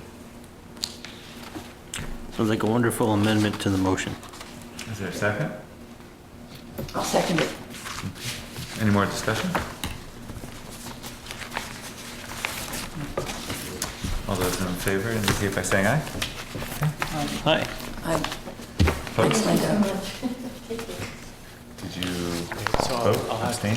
Oh, aye. Got it. Sign. Yeah. Now the important stuff. There we go. Tractor parade. October 13th. Now we're late again. Second year in a row I'm going. The what? Yeah, you better if you're going to. I'm at Purdue again this year. Oh, you are? Yeah. Next year's the big one. Thank you. Right? I assume that's, yeah. The 810 agenda item, tractor parade. Carrie, do you want to take it from here? Sure. Well, one of our committee members had to quickly leave town, and she'll be gone probably through this whole thing. So our correspondence is kind of a little this is not the letter that I gave last year, but I have in the past, and it still works. Other than the parade is from 1 to 2 that we ask for a road closure.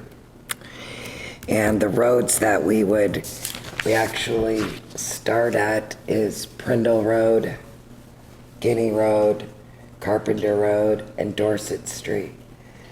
And Louise, what's really cool about that is all 4 of those roads have 2 ways to go on a detour.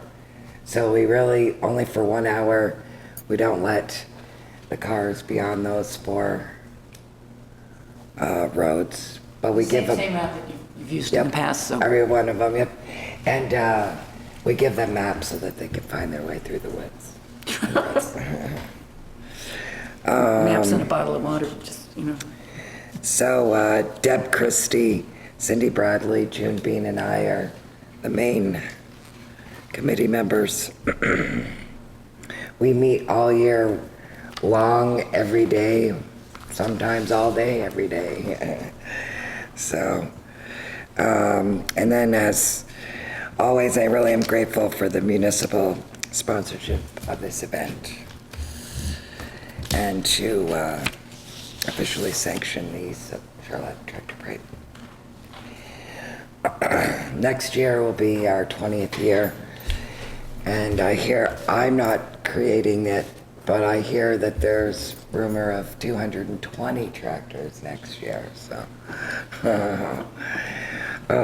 So we'll see about that, but we should see our normal 125, 150.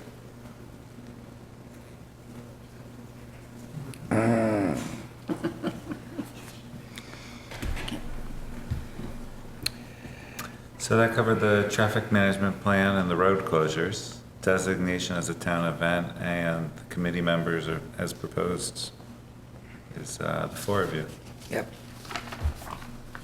It really probably takes 150 volunteers in one way or another, and a whole neighborhood of people, including everyone.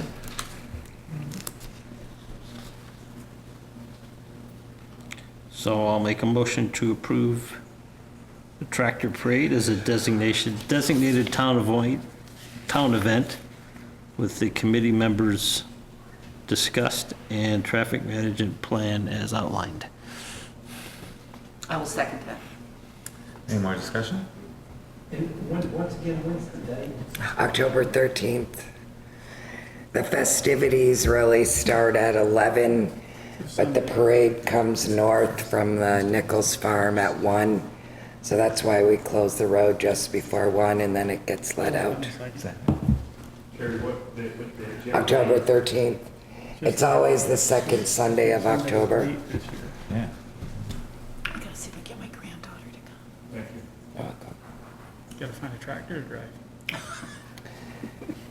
If I got a deal for you, Lawn tractor section. I got 2 of them, then we'll be sitting there. Lawn tractor? Real Love tractor. that with Granby. You could drive. That's right. So I'm gonna get it over there. Get the green one or I can get the red one out, either one. Question, sorry. Yeah, so you appointed the committee members, who are the committee members again? Could you read those? Deb Christie, Christie, like C-R-S-T-I-E, yes. Cindy Bradley, S-I-D-N-E-Y, yes. C-R-E-W-I. Yep. Cindy? Yeah, CIA? Cindy, Oh, Cindy, I'm sorry. I have a cold. me too. What's the last person? June Bean, June Bean. B-E-A-N. Monkton Thank you. plant. And Carrie. Oh, that's true. Thank you. Thank you. And is it D-E-B-I, Debbie Christie? Oh, we just have Deb, Oh, D-E-B. Deb. Keep it simple. And the streets that are closed are State Street, Heinsberg Road from, Carpenter. yeah. So you got Carpenter, Guinea, Prindle, and Dorset. It's a big square. And the fascinating part when we started to figure that out was the fact that all routes, I mean, Guinea Road, you probably have to turn back around and Yeah, go if you know, 1 mile or or somehow. Guinea You need to go south. back on Mount Philo Road or something, but it's only for an hour. It's the middle of foliage season. And So east-west, Heinsberg Road is closed from Guinea to Dorset Street Extension. And north-south, Spear Street is closed from Carpenter Road to Prindle Road. at 1 o'clock.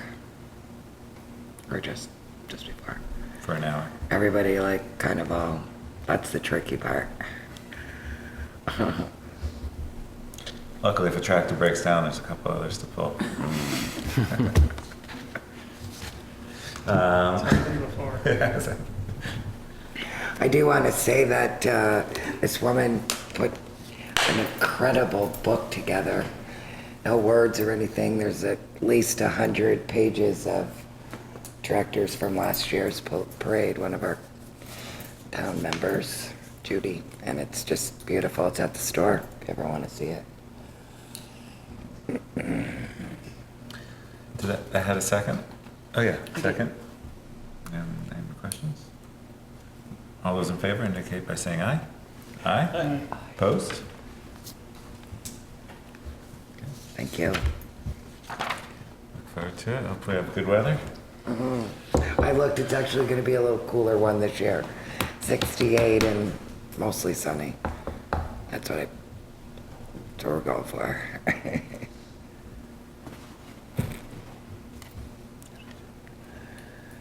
Perfect. 825, designate a select board delegate to the 2019 Vermont League of City and Town Annual Business Meeting. I would Entice volunteer. us? I'm Oh, out of you town. have a volunteer. Yeah, but I'm out of town, sorry. What, remind me of the date.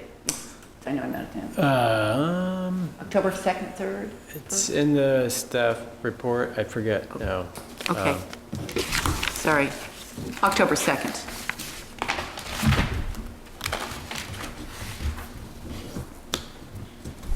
Wednesday in Killington? Yep. Peak foliage, that's gonna be nice. I'm going. Oh, you're gone. I'm going. I'm out of town, yeah. Ah, Wait do till I we tell have you. an alternate? Otherwise, I'd be happy to do it, but I'm not here. Anyone else? Can't really take off work.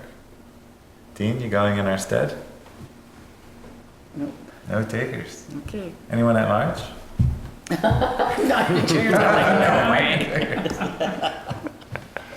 You know. get a boat ride? Hey, Killington? It's an art. here's a thought. What about Daniel, who's new? Oh, You want to put it out to Daniel? you could, I mean, there are votes taken, so I don't know, I'm not even sure what the particular items are that would need to be voted. I mean, that would be the official role of the delegate. I mean, certainly he could go and attend the Lena always workshops, but, there's policies that are being voted on. And I haven't actually heard what they are, so I don't know. So, my take is the impact to the town has been negligible on the votes that are taken at the business meeting? Do you remember a time when It's critical. the town, I mean, perhaps he could attend and report back. Would that be appropriate? I just thought it might be a good learning experience. Yeah. Sure. yeah, Attend and report back. Yeah.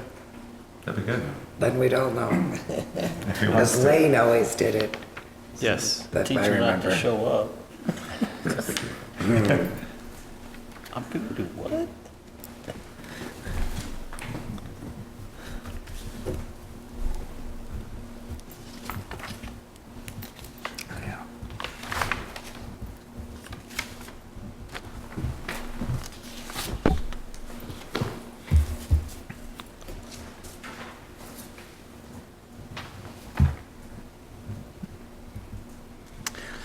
The 8:30 agenda item, the purchase of builder's risk insurance for the library edition for $8,000. Well, we're trying, that's expensive for REARC is gonna use as forwarded the information from their carrier. And Peter Trono also pointed out in an email that he thought it was expensive, and I'm anticipating him sending us the two people he used that had opined that it was too expensive. We'll need it, but I don't know, we probably shouldn't wait for 2 weeks. Along with the select board update here, the library will start on October 1st. I think October 4th is the wetland people have approved the use under a general permit. At the end of their waiting period, it's October 4th. So I anticipate some construction activities the week of 1 through 4, or September 30th, but not any serious digging. But we won't have an opportunity to meet before then. I think we probably should have insurance in place once they start putting shovel to the ground. Did we bid it? Or did REARC bid it? Did it get bid? It was in the RFP as part of the owner's responsibility, Okay. and we had $1,500 in the budget from our taking a stab at what our carrier would charge, and it seems to be expensive, and I'm not sure that the carrier that does the town on a regular basis does builder's risk very often. This is VLCT? Yes. They farm it out to a whiskey agency, and then that's the broker, and then the agency that puts it out to carriers. So they found this is the best quote they found. And actually, probably the biggest chunk of it, over $5,000, is to insure the existing building, which is needed because there's work being done in it. So Isn't the existing building already insured? it is. So League of Cities and Towns will remove that during the construction period but it has to be under builder's insurance. So the cost of the town's not gonna be $8,000. That's correct. When we subtract out Right. It's what VLCT it's around 2.5, I think, is what the existing building is on for. So it would be, 5,500. yes. Do we need both insurances? The library is going to be open during this process. Right. They said they would take it off. They could take it off. So I guess an option would be, this quote or a cheaper one if we get one. There would have to be some discussion to make sure they're still taking off even though they don't use their. Right. Well, how are we going to get it, how are we going to get more bids? I mean, Well, to me, it sounds like VLCT already bid this on behalf That's right, of the town. Yes, So. and it came up expensive. right. So in recent discussion with REARC, they said, well, sometimes we buy this, we'll ask our carrier. Oh, okay, I'm now with you. And we'll go through theirs, and then Peter also opined in an email that he's done this before and thinks that it's expensive according to discussion with two agents he's familiar with. So I asked him to forward that information, good. and I'm with you. we may get as many as 3 other prices. So, Good. So I could make a motion I'll make a motion, see how it goes. I'll make a motion to approve the purchase of a builder's risk insurance for the library edition not to exceed $8,000 and to choose the lowest qualifying bid by October 4th. sounds like a good one. I'll second, I'll make that motion. And approve, approve the chair to Fritz. Yeah, Well, you're, daily involved if you want. I don't care. Fritz to sign the con.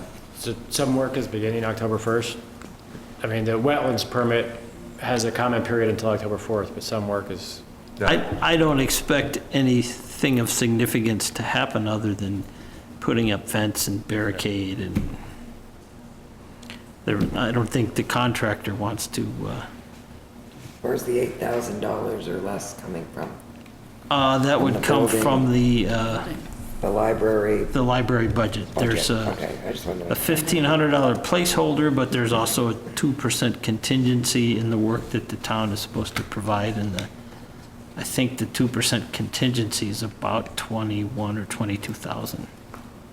And although the final audit will show this, there's $2,500 less is the maximum of what we're actually authorizing. Yeah. I'll make that motion. Okay. And I'll second it. you get, Any more discussion?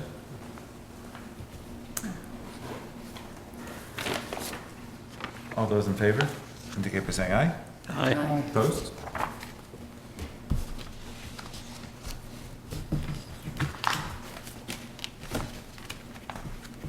The contract with the custodial service to clean the town hall for the remainder of the fiscal year. Yeah, so, they have been cleaning the town hall for about a month, and so far, it's been going fairly well. There have been, 1 or 2 questions we had for them, and they did actually come back over the weekend and redo, re-vacuum things, because, so anyway, talking to Christina and Mary, and everyone seems happy with them. It seems like it's good to have a contract rather than just go month to month, so That's the suggestion, is to have a contract for the remainder of the year. And how far over are we gonna be with this? We are, it's definitely higher than what Christina was charging. I'd have to look as far as the Thought you whole was year. 600 a month?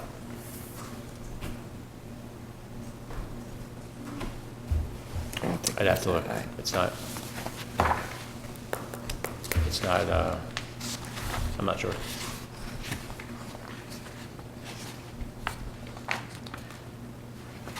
It's definitely out of all the bids that we have received over the past year, it's the less expensive. And where do we find the duration of the contract? This is for a year. Oh, where are you? On the back? On the back, page 6 of 7. Thanks. Are we approving this for the year or for the fiscal year? Yeah, it would be for the fiscal year. Yeah. So that would have to be something that would have to be added on to this. Yeah, or cross out.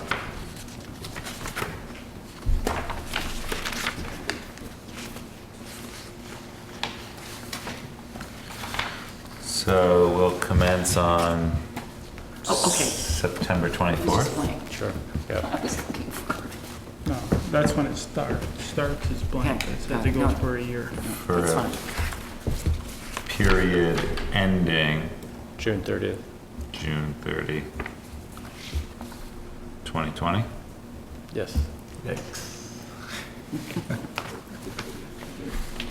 Make that motion for the chair to sign. I'll second it. Any discussion? All those in favor indicate by saying aye. Aye? Aye. Opposed? I guess if I,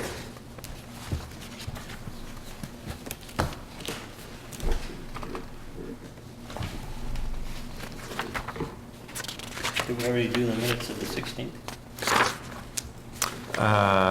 no. We did the 9th? Motion to approve the minutes of September 16th is maybe amended. Second. Short one pager. It's a short meeting.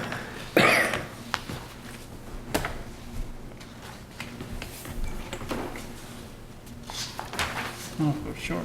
Really, just wasn't worth it. Yeah, it was. The other night when I was here for a planning commission meeting, they had a really great bouquet of potted flowers that we had from this meeting. Yeah, they're on the counter. Oh, yeah, it looked really nice during the meeting. Oh, you kept them on the table? Yeah, one of them they did, yeah, it was really Okay. good. Made me think of it.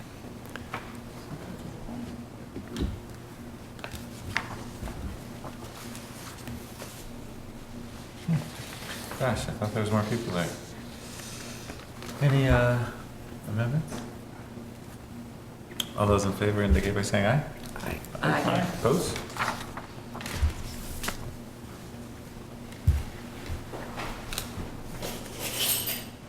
Discuss the Burns property. We did. We did. Discuss next site visit. I think we have our next one, right? State Park Road? Parking, you want to park at the park? State Park? Mount Valley State Park? When we went before, We parked- bicycled. Well, I didn't. Okay. Thanks for making me say that. Just- There's a road, right? The park's fine, yeah. The Vineyard Road, Oh, okay, that's true. that's where we Vineyard parked. View. We parked That's on at, that. that's at the trailhead, close to the trailhead Yeah. of Melissa and Trevor Mack. Yeah, that's, Because we don't have to walk all the way to the park. Right. Or pay. Yeah. Or- They're ruthless.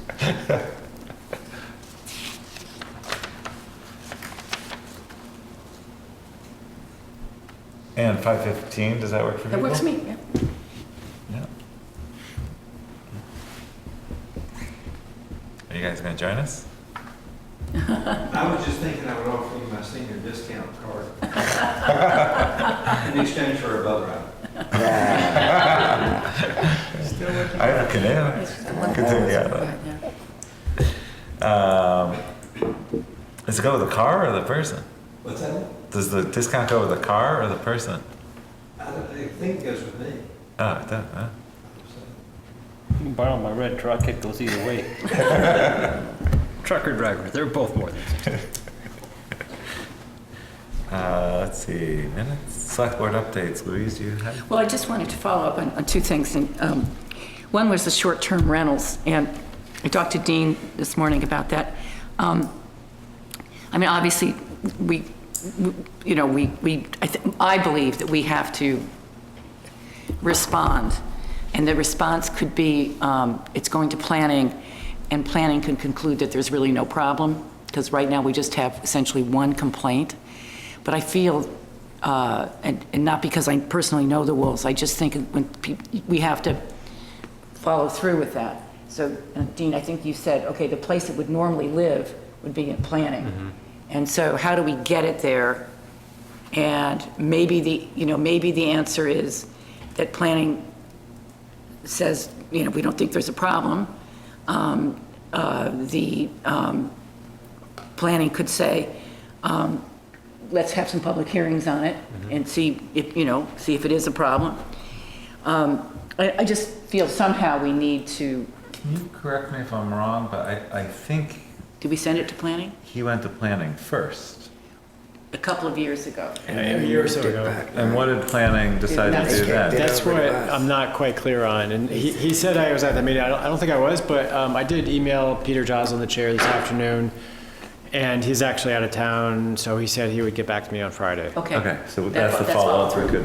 And I think it was said that they kicked it up to the select board. Can we follow through on that? Okay. Yeah, whatever it is. Yeah. That'd be Okay. good. I mean, the other thing is there's been nothing on this in the whole state yet. So, I mean, this would be the first. Well, And we don't have a lot to go on. No, there is. The only thing I'm aware of is, I'm pretty sure the city of Burlington has required, which is a tentative, putting their foot in the water, has required Airbnbs and short-term rentals to follow the same code requirements that the city has for hotel rentals. So there's that, but Charlotte doesn't have any of those code requirements. Yeah. I mean, I asked Dean, and Dean ran that to ground with respect to what the city of Burlington is. And reading it, that appears to be what the city of Burlington is doing. And we don't have those. And maybe we don't need to do anything, but I just feel It's important to follow through. Yeah. And my only other follow-through issue was wastewater, but that is under control. I mean, that lives The attorney is someplace. looking at it. Okay. Yep. Okay. Right, but that has to do with the state. That doesn't have to do with the town. Wastewater? Wastewater. Oh, yeah, no, I just want to make sure that She's we. talking about village. The village wastewater Oh, I'm sorry. ordinance, sorry. Sorry. You changed channels on me. And there was a You gotta mention watch of it. You gotta watch wastewater it. with the short-term You rental. gotta watch That it is in the every state's second. jurisdiction. Just want to make sure that that's all. I have a few things when you're Update? done. Yeah. Please. Okay. All right. So one is, I realized that the highway access permit for Dave Skirmerhorn actually had made one correction and it needed another correction. So that's on the table. It was issued last year, so I know Louise won't be able to sign, but others of you can.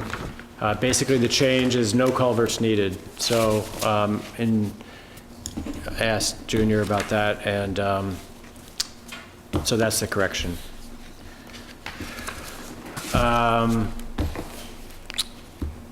Another item is, I know the soccer jamboree was this weekend and went very well. I also know there was some concern about the Tour de Farm, which is a fundraising bicycle ride, was held the same day and came on Ferry Road. Because I was aware there was concern about it, I participated in that, and I didn't hear that there was any concern, and then I did ask Nicole about it, and she said there wasn't. People were just curious about the bicycle riders, but there wasn't any conflict. So as far as going forward, if they are on the same date, it doesn't seem like that's an issue. The wastewater maintenance contract for maintaining our current system, the contractor that was selected basically has not responded with signing the contract.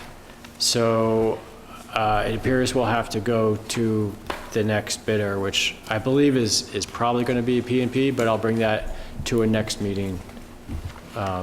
Which is who we had been using previously? Correct. And then the last thing I was just wondering, and whether this needs to be on a future agenda or not, I don't know, but I know Louise and Carrie had looked at performance review styles and just wondered if. That is a follow-up that I need to finish up on. I'll take that.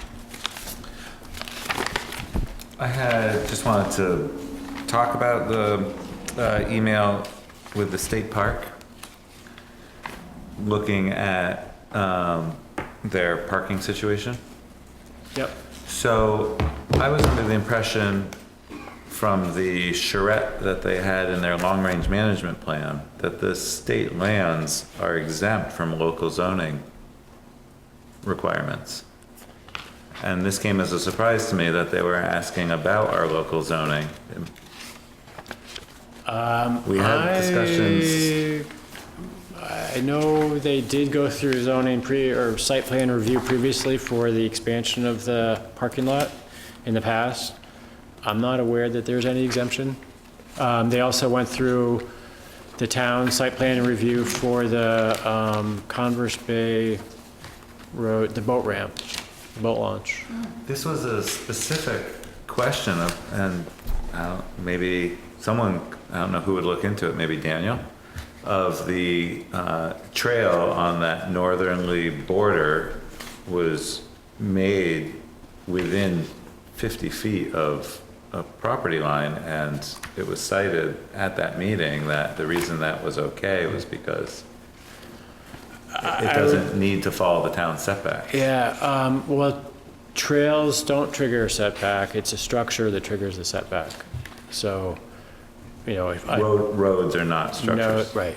Got it. Culverts, all that. Right, yep. Okay. Whether the creation of a trail, you know, a mile-long trail would be considered development, but it already exists. I guess that's, I mean, that's come up with Act 250, whether trails are development. And the other reason it came up was their proposed development of the property, considering it was a core forest, and they said they didn't have to consider the town's designation of core forest when they developed out their trail networks. And that generally, it's just that if a project is going through subdivision, that would come up.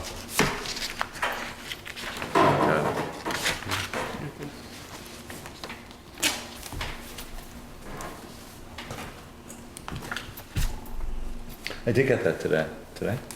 Yeah. Was that just to the two of us? Yep.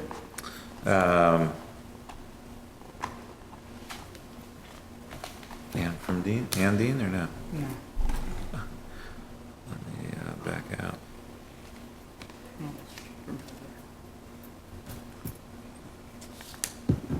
Are you Heather? No, that's different. That's work Heather. No, Philo. Kids playing a video Okay, game. 134. 134. Oh, Heather Stewart. Heather Stewart from the operations manager of the Lake Champlain Ferries. Contacted Frank and I today. She was given our contact information from the town clerk's office. They've had a request from a couple of Charlotte residents to improve the signage for customers en route to McNeil's Cove Ferry Dock, especially when they're coming from the south. If it is approved, we are willing to generate the signs ourselves and, if appropriate, install them. The south would be from Converse Bay Road. Yeah. Appropriate to install them ourselves. We are open to all input and suggestions. There is a good deal of frustration from dealing with the potential ferry customers on a private road. For the 38 years I have worked at the ferry company, we have not had a sign at the corner of F5 and Converse Bay Road. It sounds like we need one going forward. Also, there is a request to have a directional sign when coming up from the south at Cedar Beach and Converse Road intersection. Appreciate the consideration. Is this something we want to invite them to the meeting to discuss? It's out of the blue, and I'm not aware of the people or the issues she's referencing. I'm not either. The only thing I can think of is if they're making signs, maybe they could make the welcome to Charlotte sign. I thought that's what this was going to be about when I saw the ferry. I was like, Louise, No, nice. I think you guys, you didn't like my idea, and that's okay. So also it sounds like they're requesting to have the town sanction new signs put in the town right away on Right. town roads. Right. So I think it's appropriate to have them come I in. think Louise can give me some input on sign. Just holds them up. Let us, yeah. So I'll ask them to come in for a That'd be future great. meeting. Okay. Thank you. What you guys, do you want to talk about Barone? Do we need an executive session for that one? Or? We can. I don't know if we really I need to. don't know if we need to. It was just kind of a fact-finding mission. There was nothing, that, we're not making any decisions on it. It was just, I decided that I wanted to go and see the site, and Fritz was kind enough to go with me. And just to look at the site and look at the maps that were associated with it and the information, and just so that we had all the information. That was pretty much it. We looked at locations that were on the ground as they sit today. I think we had discussed briefly that maybe the next step might be to ask town council to see what remedies happen in Vermont for this type of situation. Right. As far as case law. Yeah, what has happened? Does it get monetized and end up as a one-time appeal? Is there, Well, I if- can't imagine how they would do it. Right. I guess it'd be if the situation had to be corrected. I'm comfortable with that. I am, that's good. Do you want to make a joint phone call? Or email? Or? Yeah, we can. I'll come in and see you probably just to try to come up with all the information and maybe a question or two for the lawyer. Send I've them sat in some, on a few, and 15 to 20 minutes gets a lot done on the phone, back and forth. send him some paperwork first so he's not, Well, again, we can write something up and so that we're prepared when we do have the phone call. Yeah. And we can go from there. For updates, I would also like to say I don't think I can be the liaison for the senior center. So I work on Tuesdays mornings, and they have their meetings the first Tuesday of every month. So I'm not able to go to that at this time. Sorry.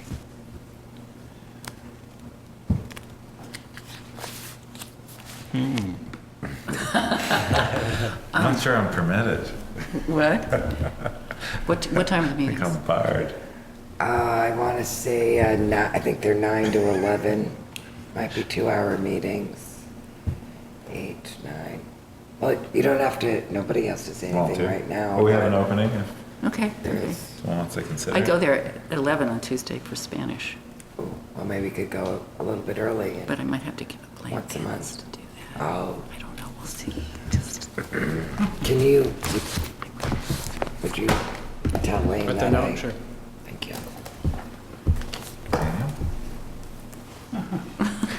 Daniel. for Daryl.